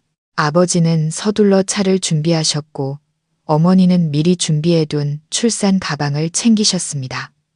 우리는 빗속을 뚫고 병원으로 향했습니다. 저는 곧바로 분만실로 옮겨졌습니다. 진통은 점점 더 심해졌습니다. 땀으로 온몸이 흠뻑 젖었습니다. 저는 입술을 깨물며 비명을 지르지 않으려고 애썼습니다. 어머니가 옆에서 제 손을 꽉 잡아주셨습니다. 어머니도 울고 계셨습니다. 힘내, 우리 딸. 우리 서연이 잘할 수 있어. 힘내. 고통 속에서 3번의 유산에 대한 기억이 밀려왔습니다. 육체적 고통, 정신적 절망, 두려웠습니다. 비극이 반복될까봐 두려웠습니다. 이 작은 생명이 그 모든 풍파를 겪고도 제 곁에 머물지 못할까봐 두려웠습니다. 선생님, 제발 제 아이를 살려주세요. 저는 의사 선생님의 손을 잡았습니다. 나이 지긋한 의사 선생님은 제 임신 기간 내내 저를 돌봐주신 분이었습니다. 서연 씨, 진정해요. 모든 수치가 좋아요. 아기 심장 소리도 아주 힘차요. 제 말 듣고 심호흡하고 힘주세요. 저는 온 힘을 다해 소리쳤습니다. 밤을 찢고 지난 몇 년간 제가 겪었던 모든 고통과 굴욕을 찢는 듯한 비명이었습니다. 그리고 응애, 응애, 응애, 아기 울음소리. 크고 우렁찬 아기 울음소리가 울려 퍼졌습니다. 저는 멍해졌습니다. 분만실의 모든 것이 멈춘 것 같았습니다. 저는 숨을 죽였습니다. 축하합니다. 서연 씨, 아들이에요. 3kg으로 아주 건강합니다. 간호사가 서둘러 아기를 수건에 감싸 피와 양수가 묻은 채로 제 가슴 위에 올려주었습니다. 너무 따뜻했습니다. 저는 떨리는 손으로 아기의 통통한 뺨을 만졌습니다. 아기는 즉시 울음을 그치고 작은 입을 오물거리며 젖을 찾는 듯 했습니다. 저는 울음을 터뜨렸습니다. 행복의 눈물, 재탄생의 눈물이었습니다. 세상에, 우리 손주, 어머니는 침대 옆에 무릎을 꿇고 울다가 웃으셨습니다. 안녕, 아가. 저는 작은 생명에게 속삭였습니다. 안녕, 하느님이 주신 선물. 아버지는 문 밖에서 평생 한 번도 우신 적 없던 그 군인 아버지는 소매로 눈물을 급히 닦아내고 계셨습니다. 저는 아이의 이름을 안강이라고 지었지만 집에서는 준이라고 불렀습니다. 간단하고 귀여운 이름이었죠. 부모님은 그 아이를 우리 집 금덩어리라고 부르셨습니다. 그 후의 날들은 제 인생에서 가장 행복한 날들이었습니다. 부모님 댁은 언제나 준이의 웃음소리와 옹알이로 가득 찼습니다. 저는 회사를 그만두었습니다. 이 모든 시간을 아들에게 바치고 싶었습니다. 잠든 아들을 보며 제 인생이 보상받는 기분이었습니다. 모든 풍파는 이제 저 멀리 지나간 것 같았습니다. 더 이상 아무것도 필요 없었습니다. 제게는 준이만 있으면 됐습니다. 아이는 제 빛이었고 희망이었으며 제가 살아갈 이유였습니다. 변호사님께 듣기로 판결 후 민준이 항소했지만 새로운 증거가 없어 기각되었다고 했습니다. 그의 회사는 공식적으로 파산했고 그는 빚을 갚고 제게 위자료를 주기 위해 강남의 고급 아파트를 팔아야 했습니다. 그와 그의 어머니가 지키려 했던 모든 것은 결국 연기처럼 사라졌습니다. 준이가 6개월이 되어 제법 튼튼해지고 뒤집기를 시작할 무렵 그들 집안에 또 다른 비극이 닥쳤습니다. 박 여사님이 조기 석방되었다는 소식을 들었습니다. 모범수여서가 아니라 가난 말기 판정을 받았기 때문이었습니다. 7년이라는 형량은 이제 무의미해졌습니다. 그들은 그녀를 집으로 돌려보냈습니다. 그 소식은 변호사님을 통해 들었습니다. 변호사님은 민준이 파산 후 저를 괴롭히기 시작했다고 알려주었습니다. 그는 준이는 내 아들이니 만나야 한다며 미친 듯이 문자를 보내고 준이를 납치하겠다고 협박했습니다. 아버지는 아파트 1층에 경호원을 배치해야 했습니다. 그리고 어느 비 오는 오후 박 여사님이 찾아왔습니다. 제가 준이를 재우고 있는데 어머니가 허겁지겁 달려오셨습니다. 서연아, 그 여자가 문 밖에 와 있어. 제 심장이 되는 것 같았습니다. 저는 준이를 어머니께 맡겼습니다. 엄마, 준이 데리고 안방에 들어가서 문 잠그세요. 절대 나오지 마세요. 저는 심호흡을 하고 문으로 갔습니다. 외시경으로 보니 정말 박 여사님이었습니다. 하지만 알아볼 수가 없었습니다. 휠체어에 앉아 있었고 병원복을 입은 낯선 여자가 밀어주고 있었습니다. 그녀는 뼈만 앙상하게 남았고 피부는 누렇게 떴으며 항암 치료로 머리카락은 하나도 없었습니다. 암이라는 병이 법의 심판보다 더 빨리 그녀를 잠식해 버린 것이었습니다. 저는 문을 열었습니다. 서연아. 그녀는 힘겹게 속삭였습니다. 목소리가 너무 약했습니다. 그녀는 주사 바늘 자국으로 가득한 마른 손을 제게 내밀었습니다. 서연아, 할미가 우리 손주 한 번만 보게 해다오. 그녀는 울었습니다. 움푹 팬 얼굴 위로 눈물이 흘러내렸습니다. 내가 잘못했다. 내가 죗값 다 치르고 있다. 서연아, 나 이제 곧 죽어. 제발 한 번만 보게 해다오. 내 손주자니. 저는 차갑게 서 있었습니다. 혹시나 남아 있었을지 모를 동정심은 제 새 아이와 함께 이미 죽어버렸습니다. 서연아. 그녀는 휠체어에서 일어나려 애썼지만 그럴 수 없었습니다. 한 번만 보게 해다오. 그럼 죽어도 눈 감겠다. 함께 온 여자는 아마 병원의 다른 환자, 가족인 듯 했습니다. 그러게요. 이 할머니 너무 불쌍해요. 의사 선생님이 이번 주를 못 넘길 거라고 하던데요. 소원 좀 들어주세요. 그래도 할머니랑 손주잖아요. 저는 그녀를 쳐다보았습니다. 아이들을 잃었던 고통이 다시 밀려왔습니다. 물통에 몰래 약을 넣던 그녀의 모습, 지난번들처럼 깨끗하게라던 그녀의 목소리. 저도 어머니입니다. 하지만 바로 어머니이기에 용서할 수 없었습니다. 돌아가세요. 제 목소리는 평온했지만 단호했습니다. 박 여사님은 망연자실했습니다. 제가 이렇게까지 냉정할 줄은 몰랐던 모양입니다. 서연아, 넌 날 용서할 수 없니? 용서요. 저는 비웃었습니다. 제 용서가 제 잃어버린 새 아이를 살려낼 수는 없어요. 제 용서가 지금 제 아이의 안전을 보장해주지도 않고요. 그래도 내 손주야. 우리 민씨 집안의 피를 이어받았다고. 그녀는 소리치려 했지만 꺽꺽거리는 소리만 나왔습니다. 안방에서 어머니가 나오셨습니다. 더 이상 참을 수 없으셨던 겁니다. 입 닥쳐요. 감히 핏줄 얘기를 해? 당신이 그 핏줄을 당신 손으로 끊었잖아. 당신 손주들, 당신이 다 죽였잖아. 알아? 내가 노망이 나서.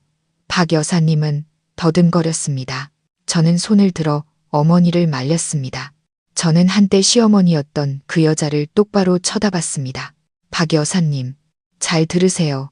저는 또박또박 말했습니다. 제 아들 이름은 김한강입니다. 제 성, 김씨를 따랐어요.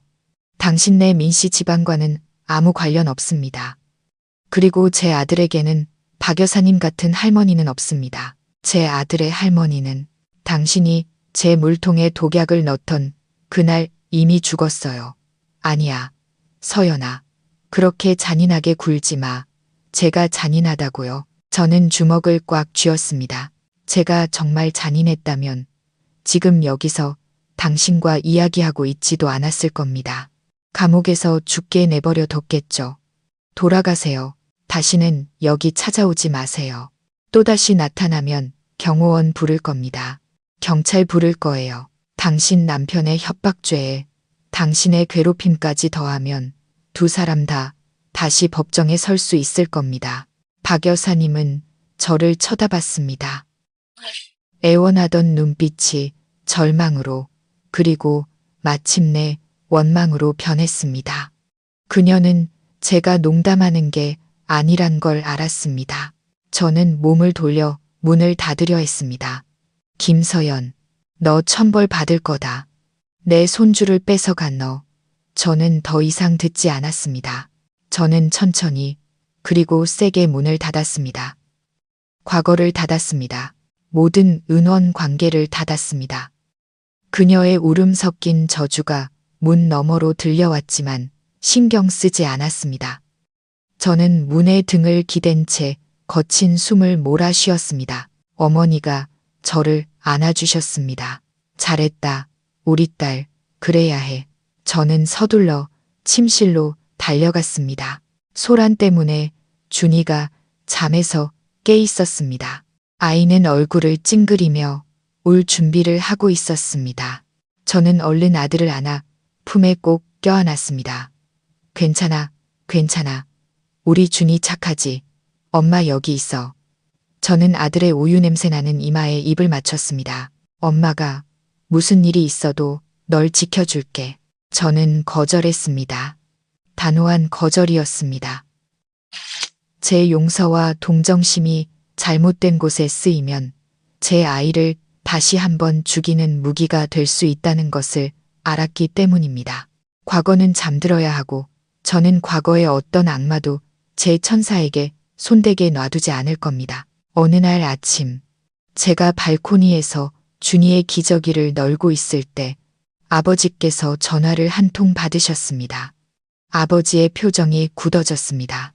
아버지는 저를 보시더니 천천히 말씀하셨습니다. 경찰서에서 전화 왔다. 서연아. 민준이 그 녀석 죽었단다. 저는 멈칫했습니다. 손에 들고 있던 빨래 집게가 바닥으로 떨어지며 메마른 소리를 냈습니다. 죽었다고요? 왜요? 자살했대. 아버지는 한숨을 쉬셨습니다. 어제 관악구의 한 값싼 여관에서 여관 주인이 발견했다더라. 더 이상 살 면목이 없다는 유서를 남겼다고. 경찰이 너한테 연락한 건 서류상으로 네가 유일하게 남은 가족이라서 그렇단다. 저는 의자에 주저앉았습니다. 민준이 자살했다. 한때 제 세상의 전부였던 남자. 저를 배신하고 제 아이들을 죽이는데 동조했던 남자. 결국 그렇게 끝을 선택한 것이었습니다. 슬프지도 통쾌하지도 않았습니다. 마음이 텅 비어버렸습니다. 기묘한 공허함. 아마 처음부터 끝까지 비겁했던 한 인간에 대한 약간의 동정심이었을지도 모릅니다. 그는 어머니의 말을 들었을 때도 비겁했고 아내를 속일 때도 비겁했으며 죽음으로 책임을 회피할 때도 비겁했습니다. 경찰이 아버지는 머뭇거리셨습니다. 내가 가서 신원 확인하고 장례를 치러줄 수 있는지 묻더구나. 저는 즉시 고개를 저었습니다. 아니요, 아빠, 안 가요. 저랑 그 사람은 이제 아무 관련 없어요. 경찰에 그 사람 친척들한테 연락해보라고 전해주세요. 저는 엮이고 싶지 않아요. 아버지는 고개를 끄덕이셨습니다. 알겠다. 아빠가 처리할게. 제 삶은 계속되었습니다. 준이의 옹알이, 우유 냄새, 기저귀 냄새가 제 하루를 채웠습니다. 며칠 후 경찰관 한 분이 저희 집을 찾아왔습니다. 조사를 하러 온 것이 아니라 유품을 전달하러 온 것이었습니다. 민준 씨 가족은 아무도 없더군요. 그는 설명했습니다. 친가 쪽은 연락이 안 되고 어머니는 위독하시고요. 남은 분은 서연 씨뿐이라 저희가 현장에서 이 물건들을 발견했습니다. 절차에 따라 전달해 드립니다. 그는 테이블 위에 작은 종이 상자를 하나 올려놓았습니다. 안에는 낡은 지갑, 액정이 깨진 싸구려, 휴대폰, 그리고 표지가 다해진 수첩이 들어 있었습니다. 저는 만지고 싶지 않았지만 경찰관이 돌아간 후 무언가에 이끌려 수첩을 열었습니다. 그것은 민준의 일기였습니다. 재판이 끝난 날부터 쓰기 시작한 것이었습니다. 휘갈겨 쓴 글씨는 지운 흔적으로 가득했습니다. 첫 페이지에는 이렇게 쓰여 있었습니다. 모든 걸 잃었다. 서연이가 이겼다. 어머니 말이 맞았다. 다 내 탓이다. 내가 약했고 내가 욕심부렸다. 저는 한 장 한 장 넘겼습니다. 저를 해친 것에 대한 후회가 아니었습니다. 자신의 신세를 한탄하는 글이었습니다. 회사를 잃고 집을 잃고 명예를 잃었다고 한탄했습니다.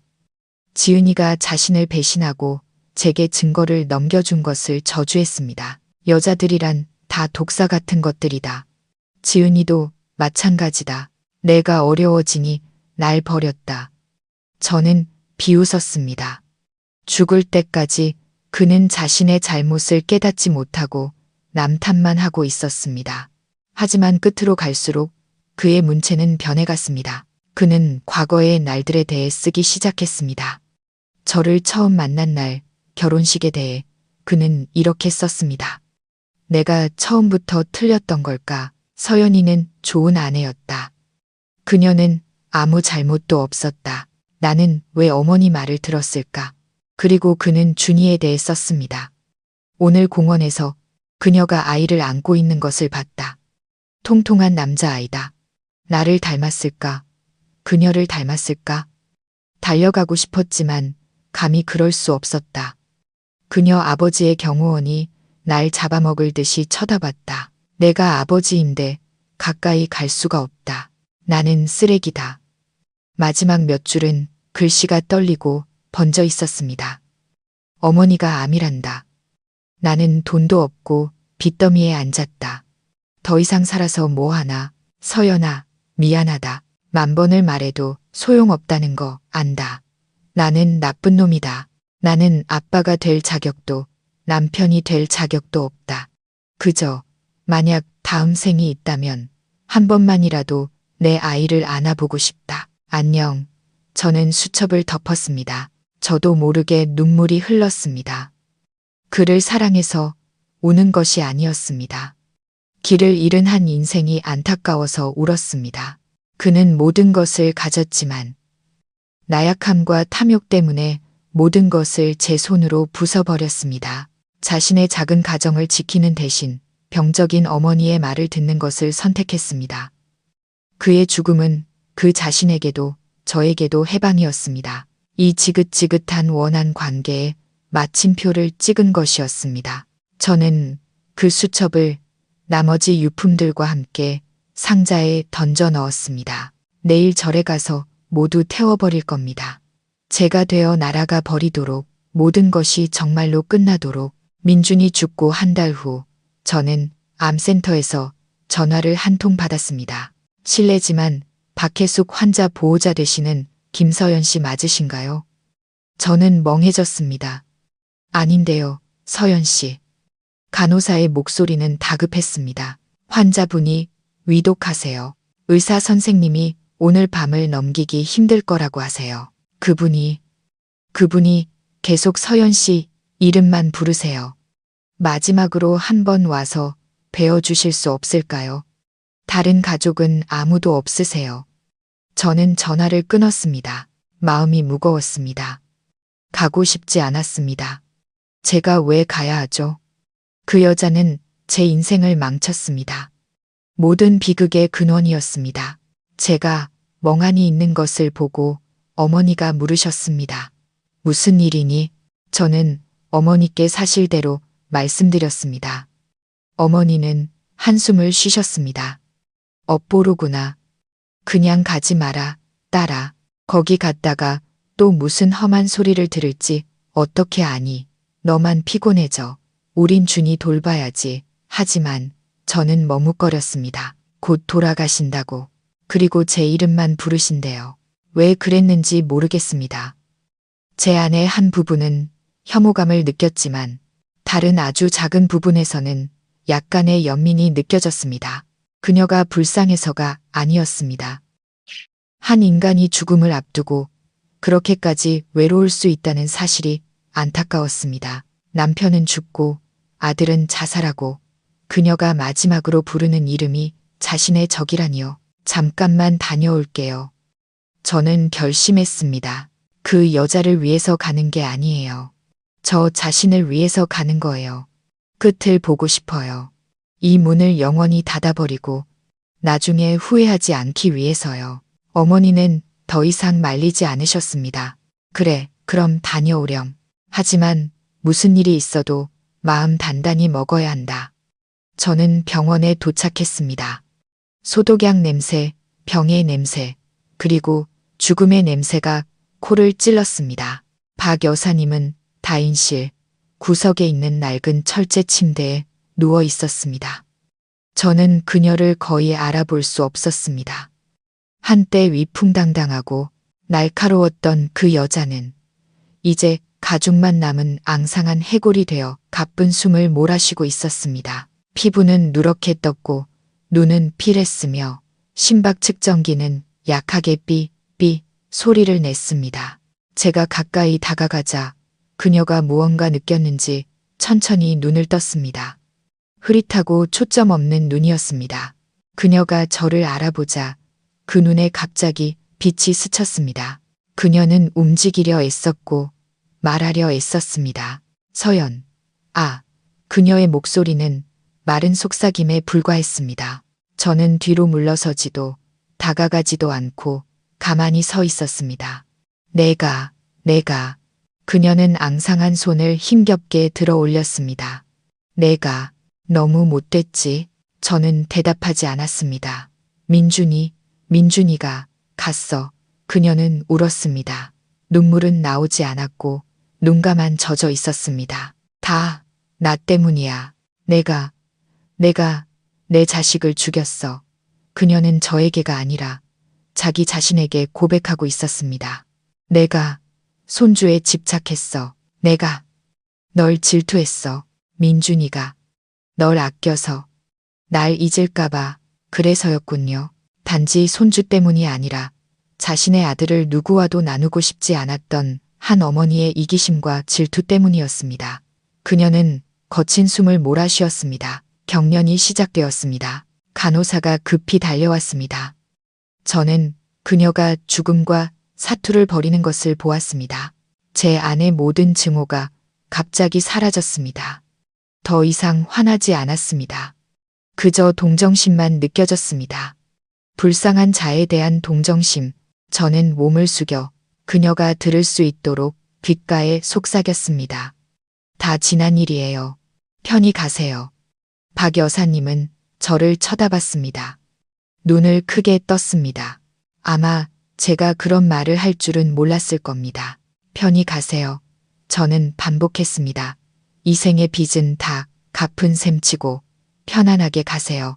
저는 그녀를 용서하기 위해 그 말을 한 것이 아니었습니다. 저 자신을 해방시키기 위해 한 말이었습니다. 이 증오를 하루라도 더 짊어지고 싶지 않았습니다. 너무 무거웠습니다. 저는 몸을 돌려 병실을 나섰습니다. 마지막 순간을 보고 싶지 않았습니다. 제가 해야 할 일은 했습니다. 저는 내려놓았습니다. 제가 병실 문을 막 나서려는데 간호사가 저를 따라와 불렀습니다. 서연 씨, 잠시만요. 그분이 눈을 못 감으세요. 심박도 거의 맺었는데 계속 버티고 계세요. 계속 손주하고 속삭이세요. 저는 걸음을 멈췄습니다. 마음이 내려앉았습니다. 준이를 보고 싶어 하는 걸까? 그런 것 같아요. 간호사는 난처해하며 말했습니다. 하지만 병원 규정상 신생아는 이 구역에 들어올 수 없어요. 감염 위험이 커서요. 저는 가만히 서 있었습니다. 어떻게 해야 할까? 제 아들을 이곳에 데려올 수는 없었습니다. 이곳은 너무 어둡고 더러웠습니다. 문자 그대로의 의미로도, 비유적인 의미로도요. 제 아이가 이 과거에 더럽혀지는 것을 원치 않았습니다. 하지만 그녀는 죽지 못하고 있었습니다. 기다리고 있었습니다. 동정심, 제게 남은 유일한 것이었습니다. 한 인간으로서의 마지막 동정심. 그녀는 악마였지만 곧 죽을 사람이기도 했습니다. 저는 심호흡을 하고 휴대폰을 꺼냈습니다. 어머니에게 영상 통화를 걸었습니다. 엄마, 준이 좀 보여주세요. 왜 그러니? 애 자고 있는데. 어머니는 의아해 하셨습니다. 그냥 좀 보여주세요. 그분께 아기 소리라도 들려드리게. 어머니는 잠시 멍하니 계시다가 이내 제 뜻을 알아차리셨습니다. 알겠다. 화면이 켜지고 잠이 덜 깬 준이의 얼굴이 나타났습니다. 아이는 눈을 비비며 작은 입을 오물거렸습니다. 저는 병실로 돌아갔습니다. 박 여사님은 눈을 부릅뜬 채 가쁜 숨을 몰아쉬고 있었습니다. 들으세요. 저는 휴대폰 화면을 그녀의 귀 가까이 가져갔습니다. 바로 그때 집에 있던 준이가 엄마를 봤는지 옹알이를 시작했습니다. 마, 파, 맑고 순수한 소리였습니다. 박 여사님은 흠칫했습니다. 뻣뻣하게 굳어있던 그녀의 온몸이 갑자기 부드러워졌습니다. 부릅떴던 눈이 천천히 풀렸습니다. 그녀는 고개를 돌려 휴대폰 화면을 보려고 애썼습니다. 한 방울의 눈물, 진짜 눈물 한 방울이 그녀의 마른 눈가에서 흘러나와 관자놀이를 타고 흘러내렸습니다. 입술이 움직였지만 소리는 나지 않았습니다. 하지만 저는 읽을 수 있었습니다. 할미, 그리고 그녀는 눈을 감았습니다. 침대 시트를 꽉 쥐고 있던 손이 힘없이 풀렸습니다. 심박 측정기가 길고 차가운 소리를 냈습니다. 그녀는 떠났습니다. 저는 전화를 끊었습니다. 간호사에게 인사하고 병원을 빠르게 빠져나왔습니다. 밤바람이 차갑게 불어왔지만 저는 오히려 마음이 가벼워졌습니다. 저는 그녀가 평생 집착했던 할미라는 소리를 들려주었습니다. 비록 자신을 부르는 소리는 아니었지만요. 그것이 제 마지막 동정심이었습니다. 그 순간부터 저는 모든 은원과 증오가 정말로 묻혔다는 것을 알았습니다. 저와 아들의 삶은 평온을 되찾았습니다. 준이는 무럭무럭 자랐습니다. 아이는 걷기 시작했습니다. 아이의 아장아장한 걸음걸이 하나하나가 온 가족의 큰 기쁨이었습니다. 저는 새로운 일을 찾기 시작했습니다. 아이를 돌보면서 수입도 얻을 수 있는 재택근무였습니다. 어느 날 아침, 저는 낯선 법무법인에서 온 이상한 소포를 하나 받았습니다. 보낸 사람은 성 변호사라는 분이었습니다. 저는 아버지께 전화를 걸었고 아버지께서 조심스럽게 법무법인의 이름을 확인하셨습니다. 신뢰할 수 있는 곳이라고 하셨습니다. 저는 그제야 소포를 열었습니다. 안에는 편지 한 통과 낡은 붉은 비단, 상자가 들어 있었습니다. 편지를 열었습니다. 변호사는 이렇게 썼습니다. 저는 민준 씨의 아버지, 민경호 씨의 유언 집행인입니다. 저는 깜짝 놀랐습니다. 민준이 아버지에 대해 이야기하는 것을 한 번도 들어본 적이 없었습니다. 저는 그가 돌아가셨거나 오래전에 집을 나간 줄로만 알았습니다. 편지는 계속되었습니다. 민경호 씨와 박혜숙 씨는 민준 씨가 아주 어릴 때부터 별거했습니다. 민경호 씨는 전직 교사로 온화한 성품의 소유자였습니다. 그는 박혜숙 씨의 독단적이고 야심적인 성격을 견디지 못하고 집을 나와 혼자 살았습니다. 그는 박혜숙 씨와는 연락하지 않았지만 민준 씨의 학비는 계속 몰래 지원해 주었습니다. 민경호 씨는 2년 전, 즉 재판이 열리기 전에 돌아가셨습니다. 지병으로 돌아가셨습니다. 유언으로 그는 작은 예금과 선물을 남겼습니다. 그는 이렇게 썼습니다. 나의 첫 손주에게 나는 평생 외로웠으니 손주 하나 안아보는 것이 소원이었다. 저는 떨리는 손으로 비단 상자를 열었습니다. 안에는 아주 정교하게 조각된 전통적인 모양의 금팔찌가 들어 있었습니다. 꽤 무거웠고 아직 새 것처럼 반짝였습니다. 할아버지가 한 번도 본 적 없는 손주를 위해 준비한 선물이었습니다. 가슴이 뭉클했습니다. 그 썩어빠진 집안에도 이렇게 선량한 사람이 한 명 있었다니. 안타깝게도 너무 일찍 돌아가셨지만요. 변호사는 편지에 덧붙였습니다. 이 팔찌 외에 민경호 씨는 2천만 원이 든 통장도 남기셨습니다. 유언에 따라 그리고 민준 씨가 사망했으므로 김한강 군이 유일한 합법적 상속인입니다. 저희 사무실로 연락 주셔서 절차를 밟으시기 바랍니다. 2천만 원은 적은 돈이 아니었습니다. 저는 멍하니 앉아 있었습니다. 어떻게 해야 할까? 받아야 하나 말아야 하나. 어머니가 말씀하셨습니다. 받아라, 딸아. 할아버지가 손주에게 주는 거잖니. 우리 준이 복이야. 박 여사나 민준이 죄와는 아무 상관없는 돈이야. 아버지도 고개를 끄덕이셨습니다. 나도 동감이다. 금팔찌는 받아야지. 할아버지 유품이잖니. 저는 반짝이는 금팔찌를 보았습니다. 부모님 말씀에 동의했습니다. 이것은 할아버지의 유품이니 제 아들 것이었습니다. 하지만 돈은 저는 오랫동안 생각했습니다. 그날 밤 저는 변호사에게 다시 전화를 걸었습니다. 성 변호사님, 제 아들을 대신해 이 금팔찌는 받겠습니다. 할아버지의 유품이니 소중히 간직하겠습니다. 하지만 통장은 저는 심호흡을 했습니다.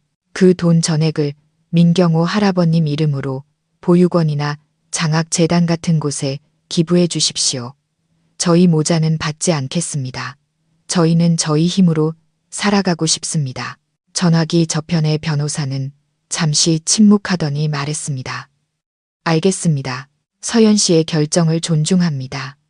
서연 씨, 정말 멋진 분이시군요. 저는 전화를 끊었습니다. 손에 든 금팔찌를 보고 잠든 아들을 보았습니다.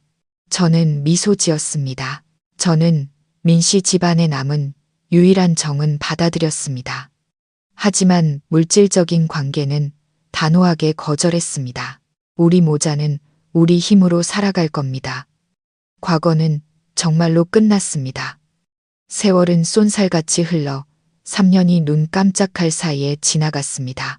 마음의 모든 상처는 시간이라는 먼지에 덮여 아물어가는 듯 했습니다. 고통스러운 과거는 마음 한구석에 잘 넣어두었습니다. 잊기 위해서가 아니라 제가 얼마나 강인하게 이겨냈는지를 스스로에게 상기시키기 위해서였습니다. 오늘은 특별한 날입니다. 제 아들 준이가 3살이 되는 날이자 처음으로 유치원에 가는 날입니다. 저는 작디 작은 아들의 손을 잡고 기쁘면서도 긴장되는 마음으로 유치원으로 향했습니다. 준이는 제가 생각했던 것만큼 울지 않았습니다. 제 아들은 역시 용감했습니다. 아이는 작은 원복을 입고 곰돌이 모양 가방을 맨 채 제 옆에서 총총 걸었습니다. 엄마, 유치원 엄청 커요. 준이가 저를 올려다보며 까맣고 동그란 눈을 반짝였습니다. 응, 커. 새로운 친구들도 많을 거야. 친구들이랑 같이 놀면 재밌겠지. 네, 재밌어요. 아이가 소리쳤습니다. 저는 아이를 교실에 데려다 주고 선생님께 인사했습니다. 작은 아들이 친구들 무리에 섞여 들어가는 것을 보니 자랑스럽고 사랑스럽고 또 한편으로는 아이가 훌쩍 커버린 것 같아 서운한 말로 표현하기 힘든 감정이 솟아올랐습니다. 선생님께 온갖 당부를 하고 나서야 저는 아쉬운 발걸음을 옮겼습니다. 저는 유치원 문 밖에서 한참을 서서 안을 들여다보았습니다. 실례합니다. 물건 떨어뜨리셨어요. 바로 옆에서 낮고 따뜻한 목소리가 들렸습니다. 저는 깜짝 놀라 돌아봤습니다. 키가 크고 흰 셔츠에 정장 바지를 입은 남자가 허리를 숙여 제가 머리에 묶던 작은 스카프를 줍고 있었습니다. 아, 감사합니다. 저는 당황하며 스카프를 받았습니다. 그가 고개를 들고 미소 지었는데 그 미소, 세상에, 서연이, 혹시 8학번 회계학과 김서연 아니야? 저는 멍해졌습니다. 이 얼굴 너무 익숙했습니다. 선배, 혹시 나 현우야. 7학번 법학과 정현우. 나 잊었어. 내 선배잖아. 도서관에서 맨날 내 맞은편에 앉았던 그 사람. 세상에, 현우 선배. 대학 시절 제가 남몰래 짝사랑했던 그 선배였습니다. 선배는 예전 모습 그대로였습니다. 여전히 따뜻하고 온화한 미소, 다만 성숙한 남자의 단단함이 더해져 있었습니다. 어머나, 현우 선배, 못 알아봤어요. 너무 오랜만이에요. 거의 10년도 더 됐죠. 저는 어쩔 줄 몰라 했습니다. 넌 하나도 안 변했다. 선배가 웃었습니다. 여전히 예쁘네. 너도 아이 데려다 주러 왔어? 선배는 유치원 문을 가리켰습니다. 저는 고개를 끄덕였습니다. 네, 제 아들이요. 오늘 처음 등원하는 날이에요. 선배는요? 나도 마찬가지야. 선배의 미소에 언뜻 슬픔이 스쳤습니다. 딸아이 데려다 주러. 걔도 내 아들이랑 같은 반일 거야. 바로 그때 공주님 드레스를 입은 인형처럼 예쁜 여자아이가 운동장에서 달려나왔습니다. 아빠, 가방 놓고 갔어요. 현우 선배는 서둘러 돌아가 분홍색 가방을 받았습니다. 아빠가 미안. 공주님, 어서 들어가. 아이는 고개를 끄덕이고는 제게 꾸벅 아주 예의 바르게 인사했습니다. 안녕하세요.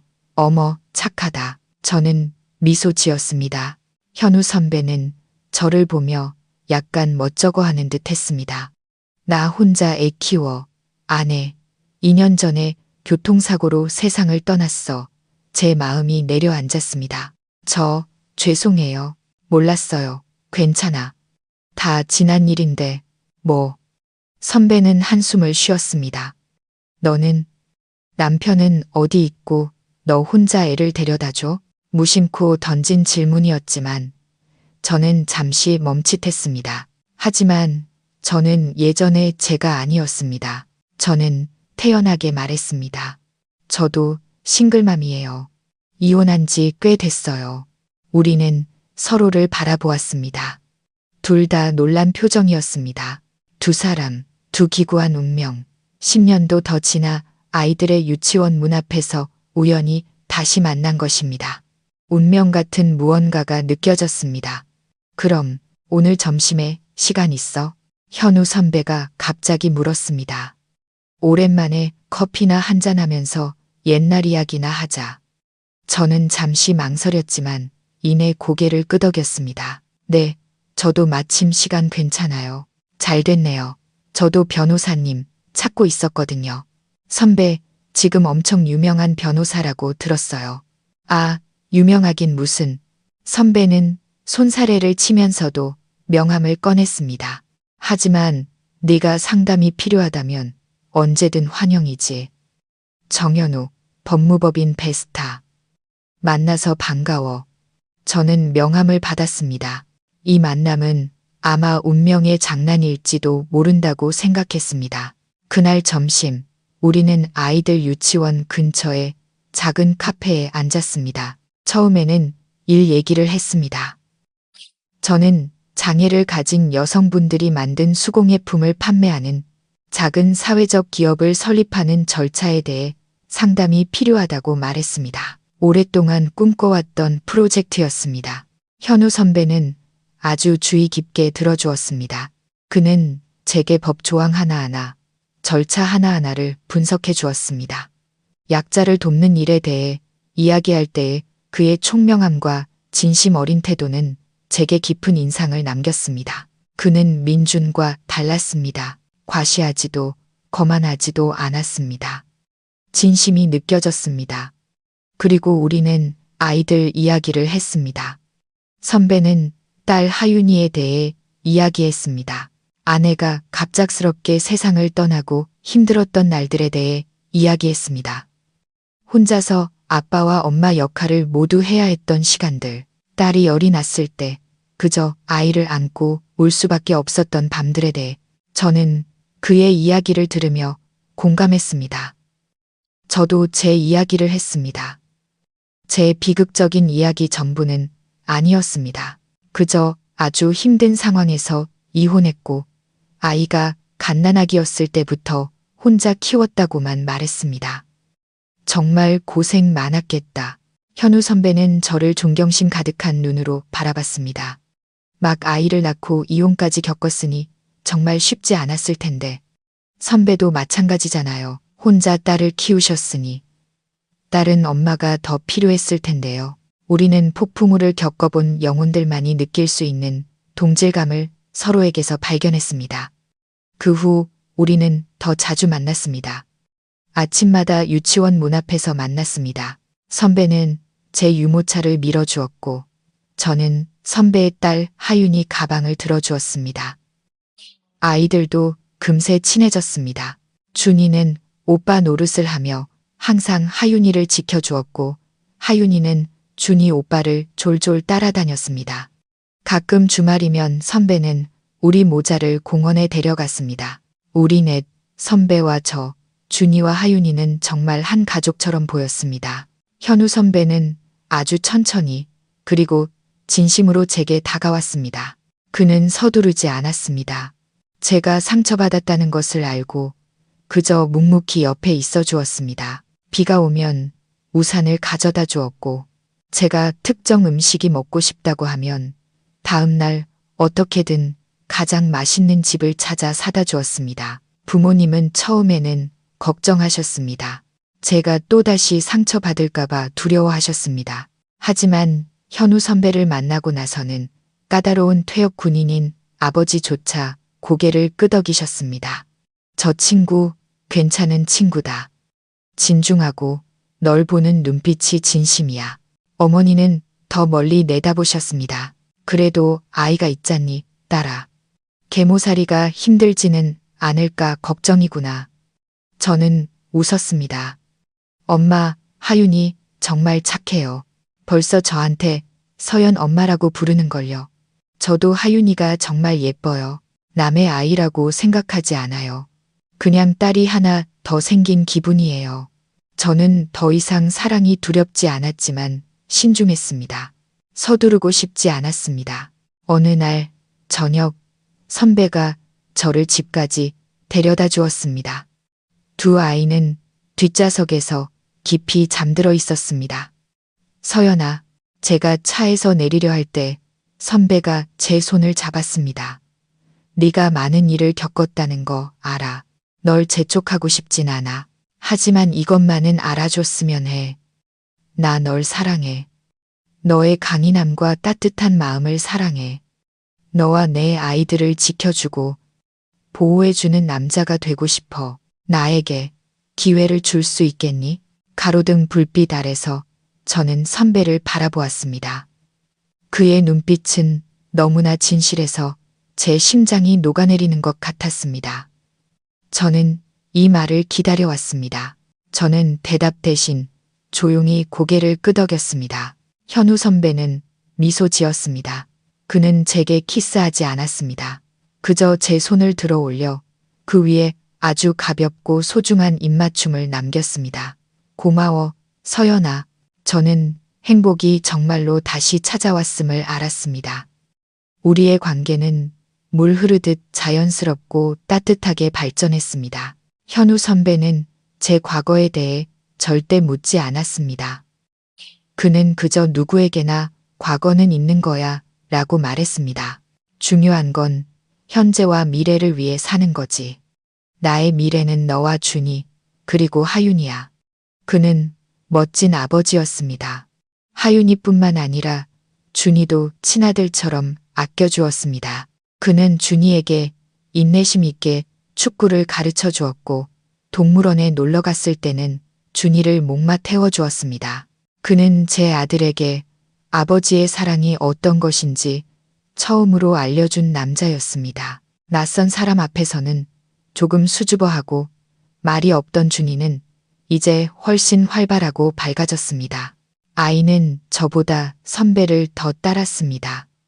어느 날 제가 부엌에 있는데 거실에서 준이와 현우 선배가 노는 소리가 들렸습니다. 두 사람은 슈퍼히어로 모델을 조립하고 있었습니다.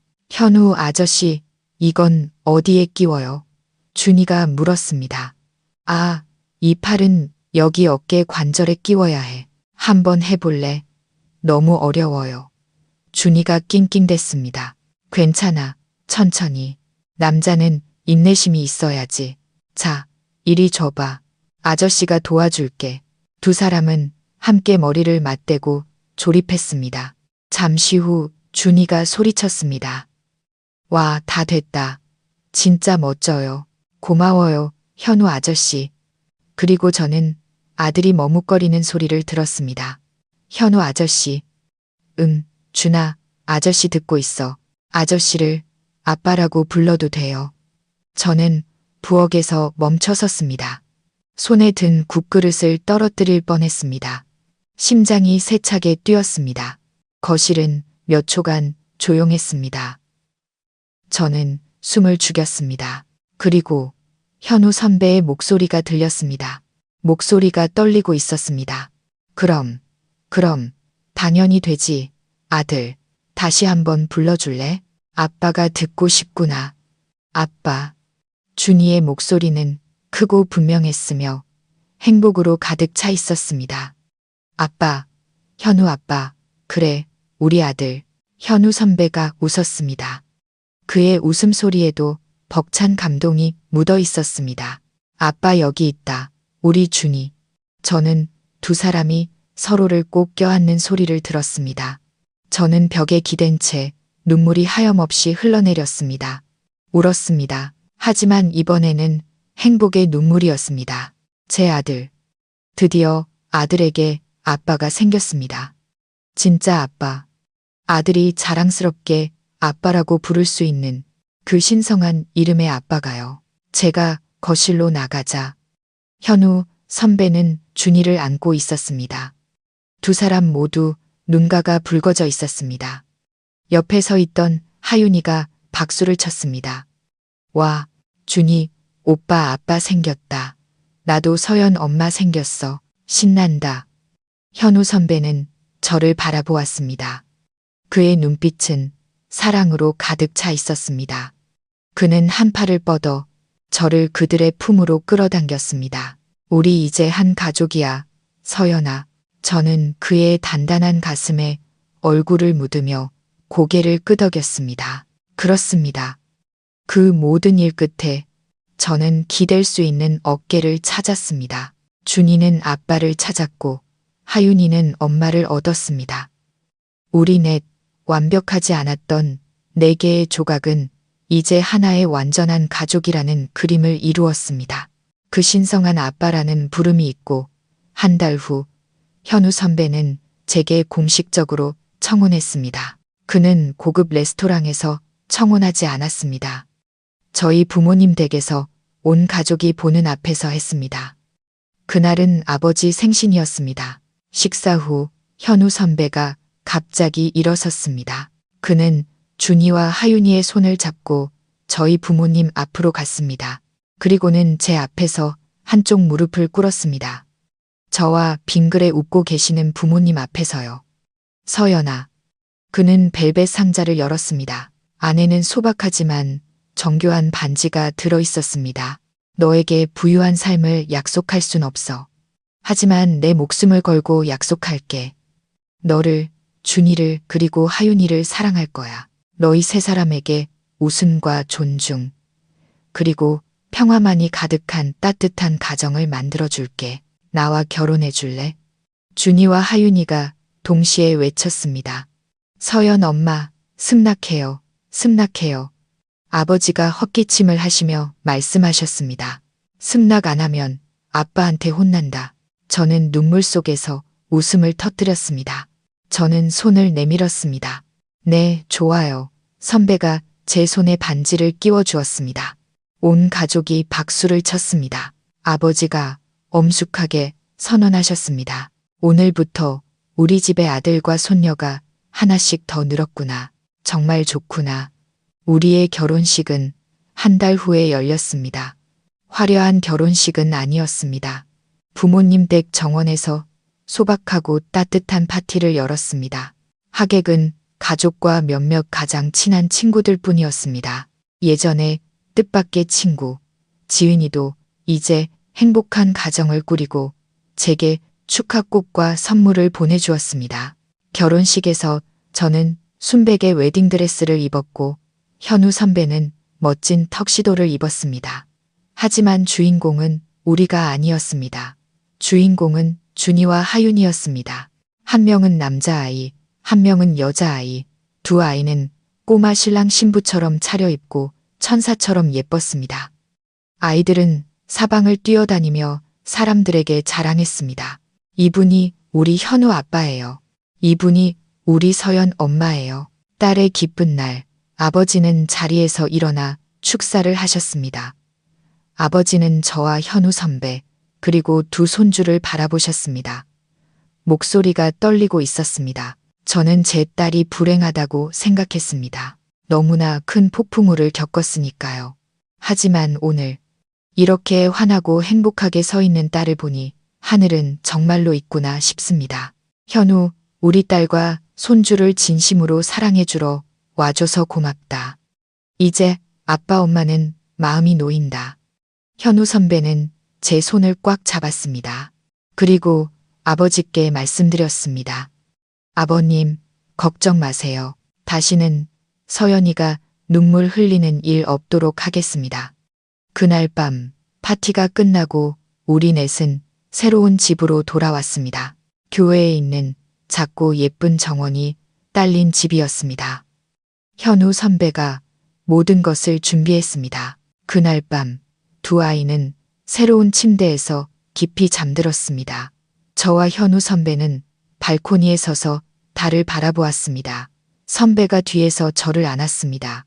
행복해? 저는 그의 어깨에 머리를 기댔습니다.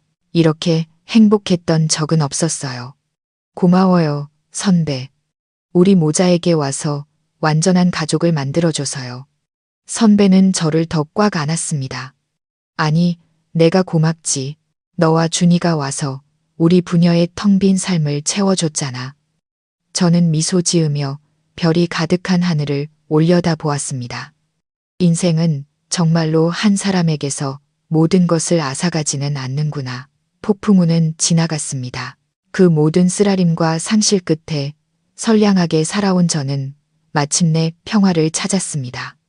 행복은 늦게 올 수는 있지만 반드시 찾아온다는 것을요.